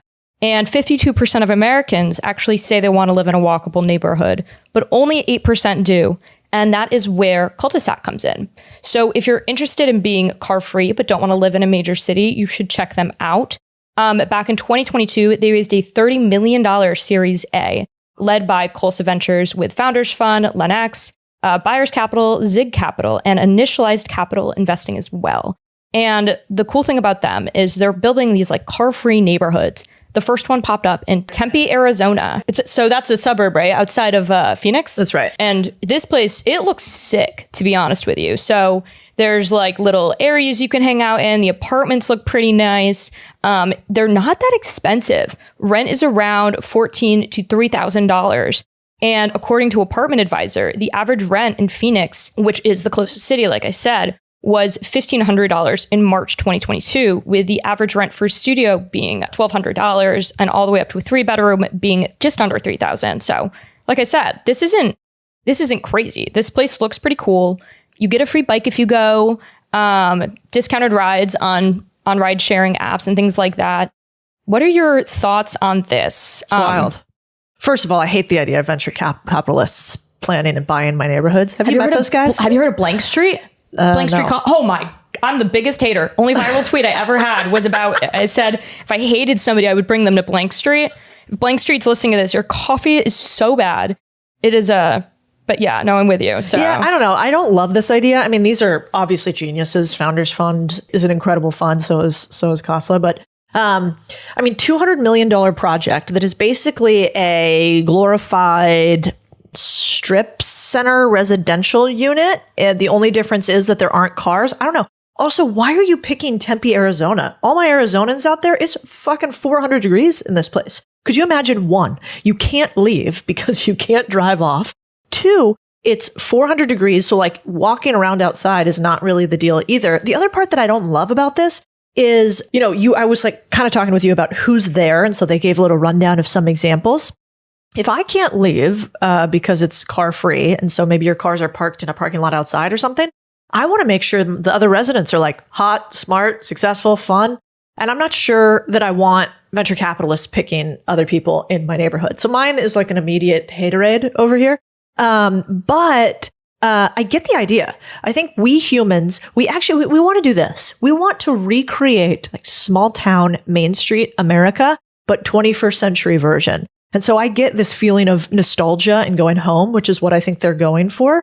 And, if you think about it in the future, cars take up so much space. Our neighborhoods are planned around cars, which doesn't make a ton of sense long term. If we can rent cars and share them or whatever, that's probably just going to be the next generation. Because I kind of like my own car. I'm not a New Yorker. I want to park in a garage. So we'll see. Maybe your generation will be the one to do this. Well, what I was kind of surprised about, and I know you're on the hating VC train right now, but I'm surprised Primetime Ventures, I think Primetime Partners actually is the name of it. They're a fund. I believe they just invest into aging communities, right? Or aging startups. This would have been a sick place to have for early retirement. So we know people are living longer, right? But that retirement age, you still see a lot of people retiring around there. But they're not necessarily like what you'd imagine would be in a retirement community. I think this would be a cool place to go if you're in that like middle space of retirement, right? So you're not like needing assistance, but like your kids and your grandkids would be like, Dad, you probably shouldn't have your driver's license. Like you probably shouldn't be on the road. You're losing it a little bit here with the driving skills, but like you still have like your great health because science has pushed us like forward so much. I don't know. Yeah, I agree. I feel like this is a retirement home. I feel like this is what venture has done since, the last bull run of 2009 in venture is they've been like, the thing is, we're reimagining the way that we live. And what they're doing in actuality is retirement home, but for young people, but it's the same thing, but let's raise $200 million for a glorified apartment complex. I don't know. So I'm a no. Oh my gosh. You know what they need to do? Netflix needs to hit me up. You guys should do a dating show. You were saying all the hot and, smart people there. Yeah. A dating show just filmed there. So it's all the residents or have to be a part of it. So it's like Truman Show style. Like MTV Cribs, yes, dating exactly. show. Exactly. Backed by venture. Oh my gosh. MTV Cribs so they can be like showing off like what they did with the space. I love it. Yeah, it's pretty good marketing. All right. So maybe there's a way to make money on this idea of never leaving your hometown, never leaving your house. I guess too soon to tell. We'll see what happens with this community. I wouldn't bet against those guys. They're much smarter than I am at those firms, but probably wouldn't be something I'd put my own money in. So Steal My Rich Friends is where we're going to go next. And as a reminder, we think that the biggest secret to life isn't a hack. It's usually a person. And I didn't have a rich dad. And so I didn't get somebody to mentor me like that early on. And now I have a lot of rich friends and I think we should steal their homework. So that's what we do in this segment. This one was kind of wild because it was really hard to find someone who didn't leave their hometown but was successful. So we literally scoured the internet. I texted a bunch of friends. My father, who's successful, he left for years and then he came back to his hometown for decades. My friend Rob, who you're going to hear about next, he left his hometown of Houston, went to LA, then went back. My friend Nick Huber, who you guys might know on the internet, Sweaty Startup, he lived in a small town in Indianapolis, but then he went to school at Cornell. Then he worked some other places. Then he went to a smaller town, but he didn't stay in one. So the moral of the story, we literally couldn't find humans who didn't come from either generational wealth and thus could stay locally and build on it, or weren't in like India, who started something in a small town and grew like crazy. And that's probably just due to massive demographic shifts and a huge population explosion paired with very few services located locally. Now, this is totally possible to just be a component of bias because we all left and now we know a lot of people who are nomadic. But I think it's worth asking yourself a question of, if the data by and large says that in order to be successful, you need to leave at some point, even if you come back, why fight the trend? And yet so many people don't leave. Bring the band in. Let's go. All right, we've got Rob Abasolo on. I'm super excited to have you here. If you guys don't know Rob, he's a stud. He basically came from W2 in the creative world to building a backyard house, tiny home, to then building a ton of tiny homes, normal sized homes, and becoming a tiny home plus Airbnb sort of expert. Then a huge YouTube channel. And now you take investment and you have all these Airbnbs. And what I thought was interesting and why I wanted to have you is you have a non-traditional path. You've had a ton of success. And I texted you and I was like, what do you think? Do you have to leave your hometown to grow or not? And you were like, well, I did. So let's talk about it. All right. The part I think is interesting is that you were born in Houston, you left Houston, and then you came back to Houston. We want to know, do you have to leave your hometown to grow? What's your 2 cents? You don't have to leave, but I do think it behooves anyone that wants to experience something different to leave. I mean, honestly, I think the problem with staying in your hometown is that you stay around the set of beliefs that you grew up in. So the things that your parents told you to believe in, the things that your friends peer pressured you into believing, things that you thought you believed, you'll never question that until you are out of that environment. And for me, I think I grew up a very specific way. And then I went to college and I was like, oh, and I didn't have the comfort of I didn't have the fear of changing my beliefs over my back because my parents were 2.5 hours away. And then I moved to Kansas City after that. Then I moved to Los Angeles. Then I moved to Tennessee. Then I moved back to Los Angeles, now to Houston. I've moved everywhere. So I feel like every single time I've moved, I've just changed my beliefs because every time I'm away from the people I'm comfortable in, it allows me to question what I thought I believed. And I think that's super important for anyone wanting to grow. How were you raised? I was raised for the most part, Christian, somewhat religious. My mom made us go. And then that kind of wasn't super forced on us.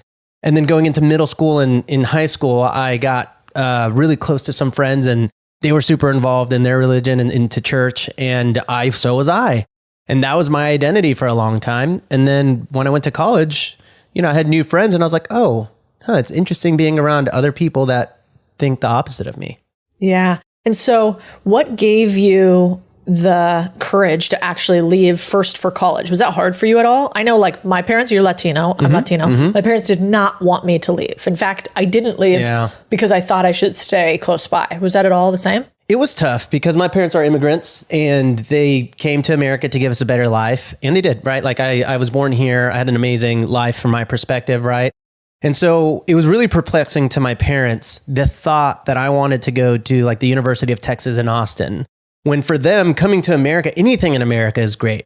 And so my dad, I remember him being like, well, son, I know you want that, but the University of Houston is like 20 minutes from our house. I just can't fathom why you needed another school other than that. It's an American university.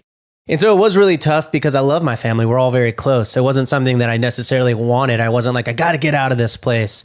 But the idea of just something new and scary was just, I don't know why it was appealing to me, but I felt like I had to do it. Do you think that people should push themselves to do that same thing? Absolutely. Yeah. Anytime I move to a new city, I try to convince a friend from a different city to move with me. I'm like, you have to do it, especially friends that have never moved before, because I'm like, dude, you're a great person. I'd love to see how you could possibly change in the best way possible. And so I've gotten, at this point, probably 2 or 3 friends to completely uproot their lives. They've gotten married, they've bought houses, they live these lives that they never would have possibly had if they stayed in their house. And it's just like a really interesting butterfly effect that happens. I think that's ultimately what it comes down to. I'm really interested in the butterfly effect of what happens whenever you just do something that's like so outside of the timeline that you were destined for. So I don't mean to sound profound, but it is one of those things where I was reflecting the other day. I did not get my dream job at Red Bull when I was 21 years old. It was 4,000 applicants. It was down to me and some other guy, and I didn't get the job. And I remember just getting in the car and like about to cry. And my wife was like, "It's okay." Like, I was like, "No, it's not. Like, this was everything." And it's like crazy. I would have moved to LA. I never would have had the kids that I had. I would never have gotten the jobs that I gotten. I never would have gotten the friends that I've gotten. And it's like, it's all because things sort of work out when you just go out there and do something crazy, I think. Yeah. I mean, we should look up what like the top employees paid at Red Bull, because if you look at, let's just say monetary success, if that was your metric, you now make millions of dollars a year. Yep. You have tens and tens of millions of dollars in investment assets. You have probably million cumulative online followers. You probably get millions of views a year, probably tens of millions of views a year across multiple platforms. And keep going. Yeah, what else? You have a great hairline. Thank you. And if you had stayed at Red Bull, you were probably capped at like max. I bet the CEO of Red Bull maybe makes a couple $1 million, but nobody else at that company is making more than 500K. And so it's like, if you had never moved, and we just showed the Rob graph in Houston at the expected job versus what you've done today, the two graphs would be incredibly different. Yeah, that's what I told my wife. I was working out this was 2 nights ago, big revelation, funny enough. And I was like, if I had gotten that job and I was in this job now 12 years or something, I'd probably be making 200 or 300K a year. And you'd be making we'd be living a really comfortable life in LA. But that's it. Like, it would be nothing near what we have today. Yeah. And I think it's interesting. Maybe risk compounds. You start out taking the small risk of going to a new college, and then you take a bigger risk of going and getting a job in a different city. And then you take a bigger risk of more responsibility until finally you take a risk of yourself on a business, and then you start investing in assets. And the more risk you take, if you're intelligent and you learn from it, the more it compounds into success. At least that's what it looks like. It's done. That's exactly what it is. I always tell people getting into real estate, scale accordingly. So when you're going to get into your first property, you're not going to buy a $3 million house. You're going to buy probably a $200,000 house. After that, you buy a $400,000, then an $800,000, then a 1.2. And so when you get to that final one, everyone in your sphere, everyone in your influence thinks you're absolutely crazy because they think it's the riskiest thing ever. But to you, it's not all that risky because you've leveled up so many times along the way. Yeah. The other thing I was curious about, and I tried to go back and think about it for me, but you've now moved a few times quickly. And one of the reasons people don't move in any aspect of their lives, why they are static and thus start to atrophy, is because it's scary, the future, seeing the unknown. And I think a lot of it is like, well, man, if I move to LA, how am I going to have new friends? If I move to LA, how am I going to have new opportunities? But I actually think there might be the opposite of that. If you stay, breaking the cycle that you already have where you are is actually quite hard. It's like living inside of an ice cream shop and all of a sudden really realizing you're lactose intolerant and you don't want to eat sweets anymore. Yeah. Hard. But if you just left the ice cream shop and you only went and worked at Whole Foods all day, it's probably much easier to break the cycle because you have a lot of other options. But what did you do, or what do you do when you go into a new city so that you can immediately accelerate both success, community, opportunity? Any lessons there? I really try to plug into extracurricular groups outside of work. I think you can find friends within work. I mean, one of the things I found out very quickly is everyone just seems to think you're crazy when you're not doing something that's like conforms to the world, right? So like when I got into Airbnb, all my coworkers were like, dude, you're buying a house. Like, you're living in LA. We can't even afford our rent here. How are you buying a house, or how are you getting into Airbnb? And so I naturally found people who were in that space that were crazy too.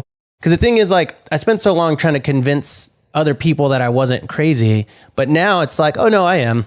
But it's like, I don't want to talk to someone that's not, I want to talk to other people that are crazy.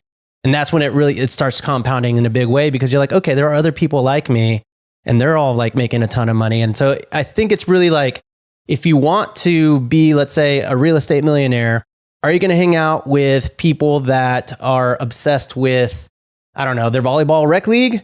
Or are you going to be hanging out with people that are obsessed with making $1 million in real estate? There's nothing wrong with that other group. But if there's something that you want to do, you have to be in a group of people that want that exact same thing. Otherwise, you will be called crazy. You will think you are crazy, and you will always second guess yourself. Whereas in the other world, people are just always like, let's go, pat you on the butt. They're like, hell yeah, let's go. And like, that's ultimately what you want. You want other people to be crazy. You want to embrace your craziness. Like, that's my whole thing. Are you crazy? We're friends. Like that's kind of what it is for me these days. Those friends that used to call you crazy, how many of them are you still friends with today? One. Yeah, like, well, yeah, a couple of them. But like, the one that I'm friends with he is like, man, you're crazy. Like, I wish I could, like, dude, I love that about you. Like, there are people that are like, oh, I love that for you. But then there are people that are like, I love that about you. And I wish I had it in me to be like that. So it's like, there's a fine line, I think. You know what I mean? But yeah, for the most part, I'm not looking to make friends anymore. You know, like that was the big change in my life when all this happened. Was I wanted friends my whole life. And now I'm like 33. I've got a wife, 2 kids, and then I've got my core set of friends and entrepreneurs. And I'm like, that's it. I'm good. These are I've identified the crazies. Like, I don't need to make 100 friends anymore, because yeah, I just don't have the time to always explain myself to new people. Oh yeah. I feel like that's the Texas, like, bless your heart, yeah. You know? Yeah. Exactly. When I meet someone like my neighbors and they're like, what do you do? They don't know that I'm a YouTuber. They don't know that I'm I'll say, oh, I do real estate investments. And if they really like keep clicking in, I'll tell them, but I'm never like, I'm a YouTuber, because then they're going to be like, my neighbor found out because her mom watched my channel. In the next week or two, she came and she's like, so how's your little channel doing? And I was like, it's not little. It's actually the biggest Airbnb YouTube channel, but it's fine. And I was like, you have a little channel. And I'm like, but to her, it's silly. And to me, I'm like, it's an empire, lady. You don't know me. I know. Dude, I remember when I was leaving one of my companies to do this, they were like, well, just, give us a call back when that little blog doesn't work out. I was like, first of all, it's a newsletter. It's not a blog. Get your terminology right, bub. But I do think, I keep going back to that. If somebody doesn't say you're crazy, you're probably not doing anything very interesting. And so I remember sort of thinking them like little notches I could make. Sort of how many people are telling me, this is nuts. Why won't this work? I actually thought about it today because I was at that meetup that you were supposed to be at. And I was explaining this new thing that I want to build that I'll tell you about later, super secret. And there were quite a few people that were like, like what? Why do you boring businesses? What is that, laundromats? And they're like, we're building SpaceX. And I'm like, okay, well, there's more than one way to make money. Mm-hmm. And we don't all have venture scale businesses. But I kind of like learned at some point to flip my mind, where I started to think, oh no, if everybody agrees with me, I'm too late. It's not that interesting. And if a few people say no, then I'm probably in the right spot. Mm-hmm. Is there anything that you've done when haters kind of come calling that helps you deal with it? Now you're probably really used to it, but I bet young Rob, you kind of take that to heart. It's hard not to when you first start out. I wipe my tears with like $100 bills. No, I'm just kidding. It is interesting. I was always made fun of for being the cheap guy, the deal guy, the hustler. I wasn't hustling people. I was just always hustling, right? But as an example, I would camp out of like conference rooms at work that were at noon when they catered food. And I'd be like, if I wasn't there, whoever was like sitting next to that, I'd be like, text me as soon as this meeting lets out, because I'm getting that sandwich. You know what I mean? So they all made fun of me. They really did. I always got made fun of for having new schemes, new deals, new dreams, all that kind of stuff. And coping with it now, I mean, honestly, I think it's just reflecting on, like, I am living my dream life. You know what I mean? Like, I want so much more sometimes. And I'm like, dang, man, if I could just go back to like myself just a year ago or like 2 years ago, it's like none of this was imaginable. And then when I look at the people in my hometown that stayed behind, they're all living perfectly fine lives, 9 to 5 jobs, but that's it. They're all very comfortable. And I think it's very interesting because it goes from people saying like, you're crazy. Well, first it's like, you're crazy. And then, hey, how's your little thing going? And then, hey, how did you do that? And I'm in that phase now where I get hit up by high school friends, college friends, old coworkers that are like, dude, I love your videos and all this stuff. Or like, hey, can I call you for a second to pick your brain? And I'm like, you never talked to me before this. You know what I mean? So I think there's a little bit of relief that it's like, oh, okay. I think others recognizing that, it is crazy and I succeeded at doing the crazy thing. And that's like, it's respect. Like I'm happy now. I've got respect and it's like box checked. I'm good. I don't need any more. Respect me. No, I'm just kidding. No, it's not really what it comes down to, but it is nice to know that like finally, like I think when your initial sphere of friends and family, when they all recognize it like in a deep level and they're like, I want to do that, then I'm like, okay, I've even convinced the haters. Oh yeah. I mean, my parents to this day sometimes go, do you really own all those businesses? I'm like, oh yeah, made it up on the internet. And all these people who work for me, I pay them from, I'm not sure what, my secret OnlyFans account that has 2 subscribers. Like, what do you think funded all this? So yeah, I totally relate. How about, we found this fascinating thing. We tweeted out about, do you have to leave your hometown to grow? Because Rachel and I legitimately couldn't find anybody who had been hyper successful, monetarily, just saying it that way, that had been born, raised, went to college, and stayed for most of their life in their hometown. And we finally found one who we're going to have on later, Nathan Barry. So we couldn't find any of them. And then I started going back and looking through old friendships and realizing, whoa, it might be one of the biggest unlocks to growth. Because when I look at my friends from high school, those who did not leave to go to college, it's just numerically true that I don't see any of them that, let's say, make top 1% earnings, even if we define it like that. Do you have people that didn't have family money and that didn't ever leave that achieved top 1% growth? I don't know anybody. It's anecdotal, right? But I don't know anybody that is top 1%. I mean, I think I might know a finance guy that went to school with me at UT, but that's even breaking the rule a little bit, right? And I think he's probably at this point making $150,000 to $200,000. Great salary. Yeah. Outside of him, not really. Yeah, it's wild. Not really. I just think in life, like we look for so many hacks, but there are a few that we know to be really true, which is if you can get around other rich people, it looks like statistically you have a higher likelihood of becoming rich yourself. And 2, it looks like you have a high likelihood of not becoming rich if you never leave your hometown, which is wild. Maybe one of the last questions I have for you is like, you went back to Houston. So you left and now you're back. Why? So I started having kids with my wife. And at that point, I felt like my identity was solidified. My beliefs were questioned. My beliefs were questioned by me. My beliefs were solidified. I didn't need to explore anything anymore. Like I've explored it. I had moved to 5 cities by the age of 33. Don't recommend that. But I did it, and I had seen all the viewpoints. I had made friends from all spheres of beliefs and political and there otherwise. I was good, and I had kids, and I went home and I just saw my daughter playing with my niece, and I was like, how can I take this away from her? You know what I mean? Yeah. So my wife and I were like, let's move back to Houston. And my parents live here. My 2 sisters live here. Has that curbed your growth at all, do you think? Yeah, for sure. Interesting. Yeah. Like if you would have stayed in LA, because LA is a mecca of media, or even been here in Austin, you might have grown faster. Both like your media business and maybe cash. Yeah, we put an offer in Austin and Houston. And so we were like, whichever one goes forward, we're going to leave it up to fate. And the Houston one went forward. And I was like, great, never look back. But at the same time, it's like I moved there for family, and I'm still very spread thin, crazy stress, gray hairs. Look at them like these weren't here the first time we ever talked. And at the end of the day, I can't travel like 30 weeks out of the year. Look, I'm no Pace Morby. I can't do. I don't know how he does it. It's like crazy. Well, I guess he goes with his family, but because of that, it's like, I moved to Houston to be close to family, and that's what I do. So I don't know if I'm ever going to be a billionaire. And I don't know if I want to, but being a deck of millionaires is fine too. Yeah, 100%. One day. Yeah, I think we're not going to put that out in the universe. We still got that billionaire vibe. It's true. It's like a fake number though. I mean, we were at like that event I was just at. There were like 5 billionaires there. I'm like, I don't know. We seem kind of the same. Yeah. Like what? I guess you could buy planes and I can't buy planes. But besides that, and maybe you could like sway presidential elections. There is that. I did say to my wife that my ultimate goal in life, wealth-wise, is wealthy enough to hop on a PJ every so often with the kids. I don't know if you've ever traveled with children. It's not great. So yes, if I could, I don't even want to go to dinner with other people's children, which would burn me. I don't even want to go to dinner with my I have a good friend who I invested in his company. Shout out Drew.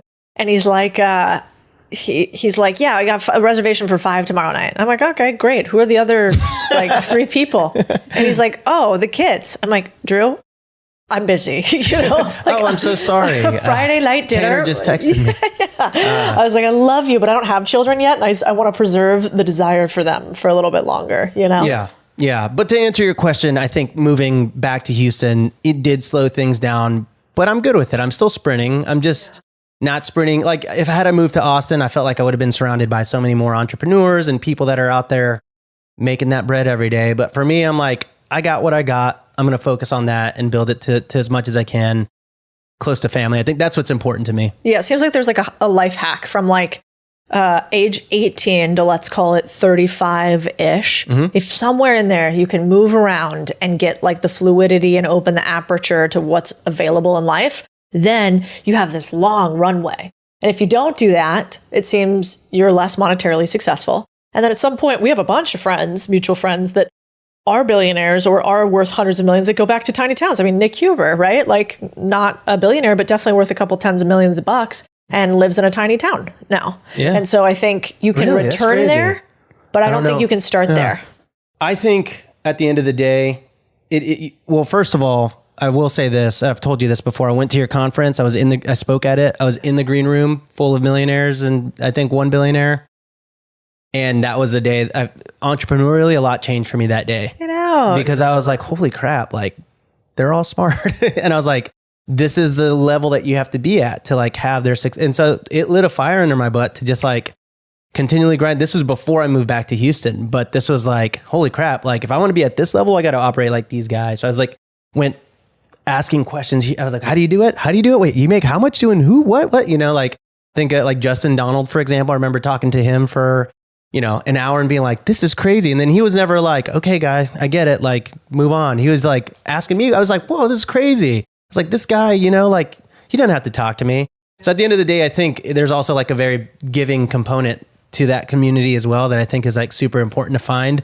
Whereas I feel like people at the beginning of the grind, they're so competitive. Like no one wants to share. It's fight or flight. You know, I get it. And then, then you get, what's amazing to me is every level of the game where I think I got it figured out, there's just another unlock. It's like a series of video games where like, I don't know what the cool video games there are these days, but back in the day, it was like Zelda. Like Zelda level 1 was like, I don't know, pretty chill. And then you get to whatever level and all of a sudden, like I was never going to pass it. And I think when I go to a lot of these group events, I'm like, oh man, I'm still on my way. There's like some sort of fun in that. Bring the band in. Let's go. So I kind of want to start with just talking about your story. ConvertKit is huge. And maybe you could just give in like 30 seconds the numbers that you tell people now, because I know some of that's private, how big it is, kind of brag a little bit about your success. I have a few things that I'll add in too. But tell us first, like you are categorically successful and explain ConvertKit and what you do. And then we'll dive into how. Yeah. So ConvertKit is an email marketing platform for creators. We're used by everyone from like Tim McGraw and Tim Ferriss to James Clear and Mandy Moore and Susan Cain, all these amazing authors and creators. And Tom Brady powers his site with us, all kinds of fun things. The business is... And me. And Codie Sanchez. I'm sorry that I didn't... Right after Tom Brady, really. Okay. Yeah, that's right. Mm-hmm. We have 40 million a year in revenue, growing pretty fast, about 25-30% a year. Let's see, 500,000 free users, 50,000 paying customers. We send 2.5 billion emails on behalf of creators every single month, and a team of 80 people spread all around the world. That's wild. And then in tandem with that, you have some really cool structures that I think if we think about success, not just unilaterally, monetarily, you have an incredible family. You appear by all means to be, a great husband, dad. You have a little Airbnb portfolio. You give back to the community. You have a really unique structure where you give profit share to team members and are very public about how that works. And so it's not just monetarily, but like personally, I would consider you somebody that has a lot of the legs of the stool or the table. And what I wanted to have you on this podcast for was, you didn't ever really leave your hometown. Yeah. You were born and raised in the same city and even stayed there for college. Can you talk a little bit about that? Yeah. So I grew up in Boise, Idaho, actually about 45 minutes outside of town, up in the mountains. I was homeschooled, graduated super early, went to college when I was 15 at Boise State, dropped out when I was 17, started my first business. I expanded from there. I've traveled a bunch. I think I've probably been to 25, 30 countries, somewhere in there. But I have never been away from Boise for more than 6 weeks at a time. Like I've done a bunch of like 5 weeks in South Africa, 4 weeks in Europe, 5 weeks in Thailand, like some of those things. But it's always been with the home base in Boise. And so now I have a little farm here and my wife and 3 kids. And, we live like 10 minutes from downtown. I'll be on the road tomorrow and all next week, but it's always back to Boise. So you obviously don't think you need to leave your hometown to grow. You stayed there. Do you think it would have been easier if you had gone to college somewhere else, another big city? Like, were there any detriments to you staying local for most of your life professionally? It's hard to say. I grew up in a time when everything was going online, right? So I graduated high school in 2005. And so that felt like the web design community was exploding and you could connect with and learn from so many people. It was really the time that it felt like remote work was starting to be a thing. I was starting to meaningfully be into my career in 2010, 2011, and remote was just starting to be a thing. There's companies like GitHub and Automatic and Basecamp that were doing that well. So I think travel is really, really important. I don't know that you have to live somewhere else. I don't have an opinion on it in the sense of like, it's important to stay in your hometown or it's important to leave. I think it's really nuanced. Like I was jumping ahead I was in a hurry to grow up. And so for me at 15 to finish high school and be going to college, that wouldn't really work if I wasn't in my hometown. Right. And so I jumped my career ahead in a number of years, which required me to stay in my hometown rather than going to college at 18 years old, 19 and going to an out of state school. Yeah, that's a good point. What do you think you'll do with your kids? Do you want your kids to stay local and build? Do you want them to have those out-of-state experiences? Does it matter? I think they need to have totally different experiences, but how they go about it, there's a huge amount of flexibility in that. So we're at the point, I grew up in a family where money was very, very scarce. And I learned early on that making money is a skill. And I'm like, okay, I'm going to get as good as possible at this skill, really a combination of 1,000 skills. And so in the quest to do that, I learned all kinds of things. But when we got to the point that, now we're making a lot of money and there's no shortage, I was talking to a friend and he was saying, about this problem, like, okay, we're traveling. Should we book economy or first class? Should we charter a private jet or, some of these things? Four Seasons, or the Hilton, right? Where should you stay? And a friend of mine just said to me, is like, you're worried about the example you're setting for your kids of whether like being in the 92nd percentile of wealth versus the 99th percentile of global wealth. And like, is that enough of a contrast? And what he said is you should be for them, help them compare to the 50th percentile of global wealth, right? If you want to get them, it's not that by staying at a Motel 6 or, a Holiday Inn versus the Four Seasons, that's what's going to make them grateful for what they have in the world. It's really like get out and show them, like take them to Thailand, take them to, Mexico and show them all of these places where there's actually really a wealth discrepancy. And so I've done that where, one of those trips away is my sister-in-law is the head of education for a medical nonprofit in Thailand and Myanmar. So I've taken my kids there and they've seen that, like, I haven't taken them into the war zone in Myanmar, right? But they've seen a lot of that firsthand. And then we also support an organization called New Story Charity, building homes in Mexico. So I've taken my 2 older boys, down to Mexico City and then out from there to really just show them the rest of the world. So I think it's very, very important to get that context and that experience. Yeah, so you give them contrast. Yeah. Basically. And they might get much better contrast between Boise in rural Mexico, that, or Boise in rural Thailand, than they would get between Boise and a college experience at Stanford, right? Like that, it's a different state, but it's not that different.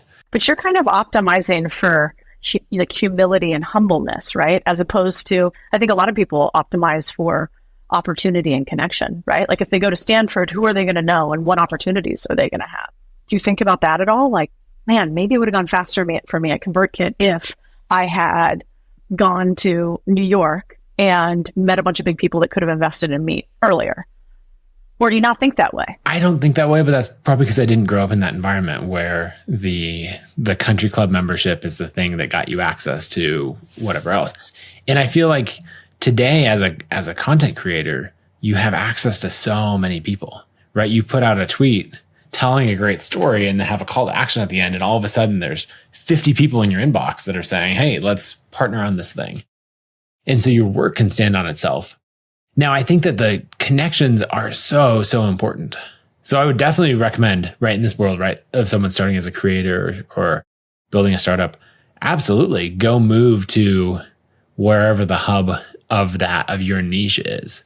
It could be for 3 months or it could be, 3 or 5 years, and try it out. I don't think it's mandatory, but you can accelerate that by really, really a lot. Yeah, I think that's probably true. Yeah, I've just chosen to do it through travel from my home base rather than, moving for a longer period of time. Well, the other thing is we have some mutual friends like Nick Huber, for instance, who lives also in a smaller town, not the Boise's that small of a town, but, and basically flies in and flies out to conferences, which is probably the way to hack not living in a big city. And so, you could just fly in and out to ConvertKit's annual conference or to Create Cultivate each year, to VideoCon.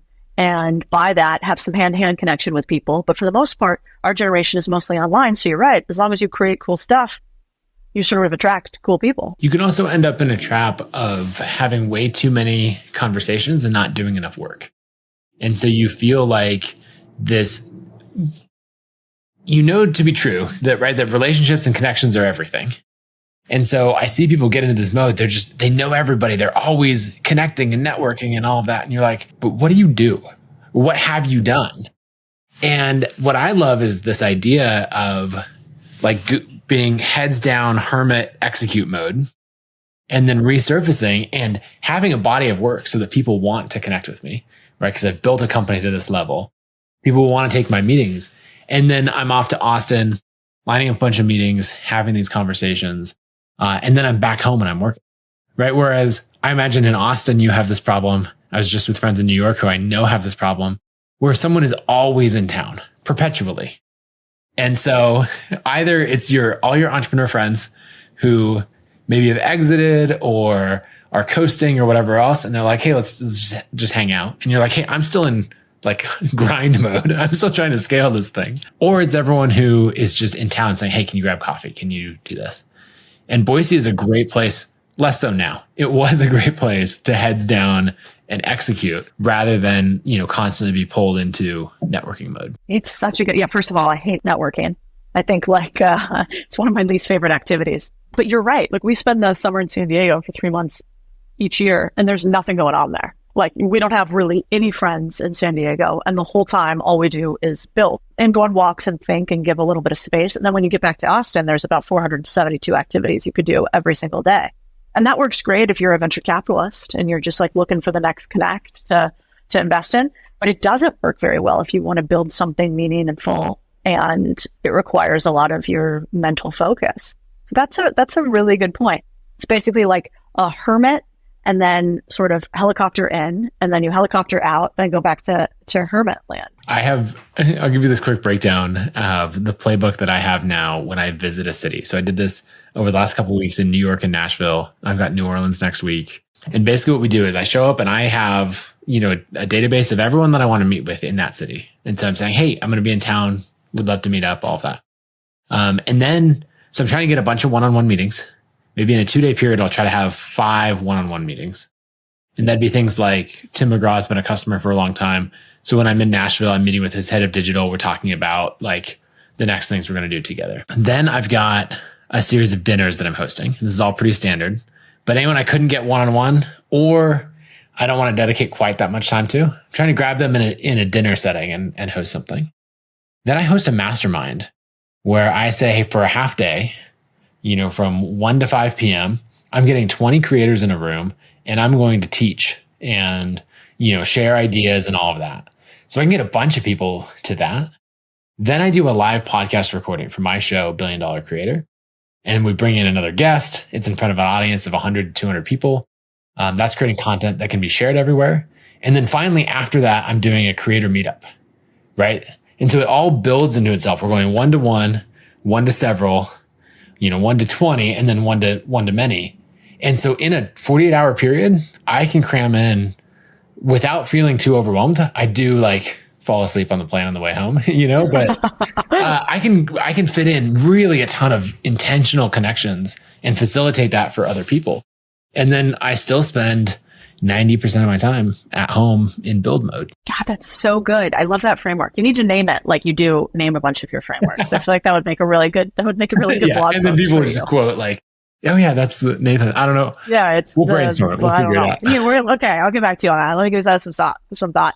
Yeah, I'd really like the idea of this layering of humans with intention. A lot of times it's just whoever do you think of is the person that you reach out with.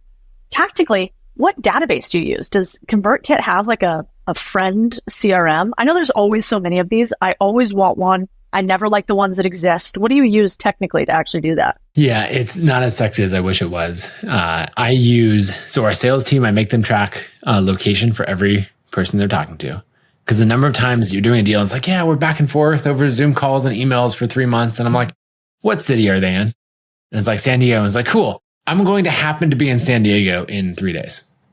And they're like, really? And you're like, no, I'm booking a flight because why not? I'm going to make that happen. I've made so many great relationships by just being willing to jump on a direct flight somewhere and line it up, spend a day doing that.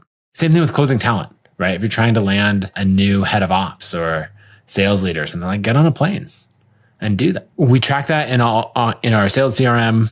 And then for Twitter, I can't remember the name of it, but there is an app that I use that tells me all my top followers by city. And then it will also tell me top followers by, I can search bios or anything like that. So I could search for anyone who has newsletter in their bio and more than 20,000 subscribers or followers on Twitter. And that gives me a list. So who are my top followers in Austin or New York? And then also the ConvertKit database of where are our customers. With you in particular, you have all of these frameworks, speaking of which, that it seems like you use to run your business and your life. I really like this one. We'll have to name it. But what other ones do you think are relevant to this idea of accelerating your career or accelerating your business, and the fact that you've done it without being in a massive hub and having not come from lot? You didn't raise capital for a long time. You built a lot of the business yourself. You kind of did it all the quote unquote harder way. So what other frameworks do you think would be relevant to people listening? Yeah, I have this one called the Ladders of Wealth Creation. And it's my attempt at breaking down all the things that I observe to be true about making money and building wealth, and then try to explain it systematically. And so it basically takes you through these ladders of first trading time for money, and then, basically first having a job and then having a services business where you're still trading time for money, but you have to learn these new skills, and then productized services, and then ultimately into products. And I try to teach through, basically there's 1,000 skills to making money and building wealth. And if you try to learn them all at once, you're going to fail, or it's going to take an absurdly long time without any positive feedback along the way. It's just going to be depressing. And so instead, if you break it down and you move between ladders and you learn, these small skills, right? You and I forget this now, because we're if we said, hey, let's start a new business, form an LLC, done, next, move on. But you don't realize that the first time you form an LLC, that's actually really hard. Because you don't know what you don't know. And you're the Secretary of State, and what phone number should I put on this? And a registered agent, what is that? That sounds so official. And so you have to learn that. And there's literally 1,000 of these things, how to write copy, how to make a sale on the internet, how to show up and work consistently, all of those things. And so if you try to learn them all at once, you'll fail. And so with the Ladders of Wealth Creation, I'm breaking down, here's how throughout your career, you can learn these skills that you need. And I think that can happen, in your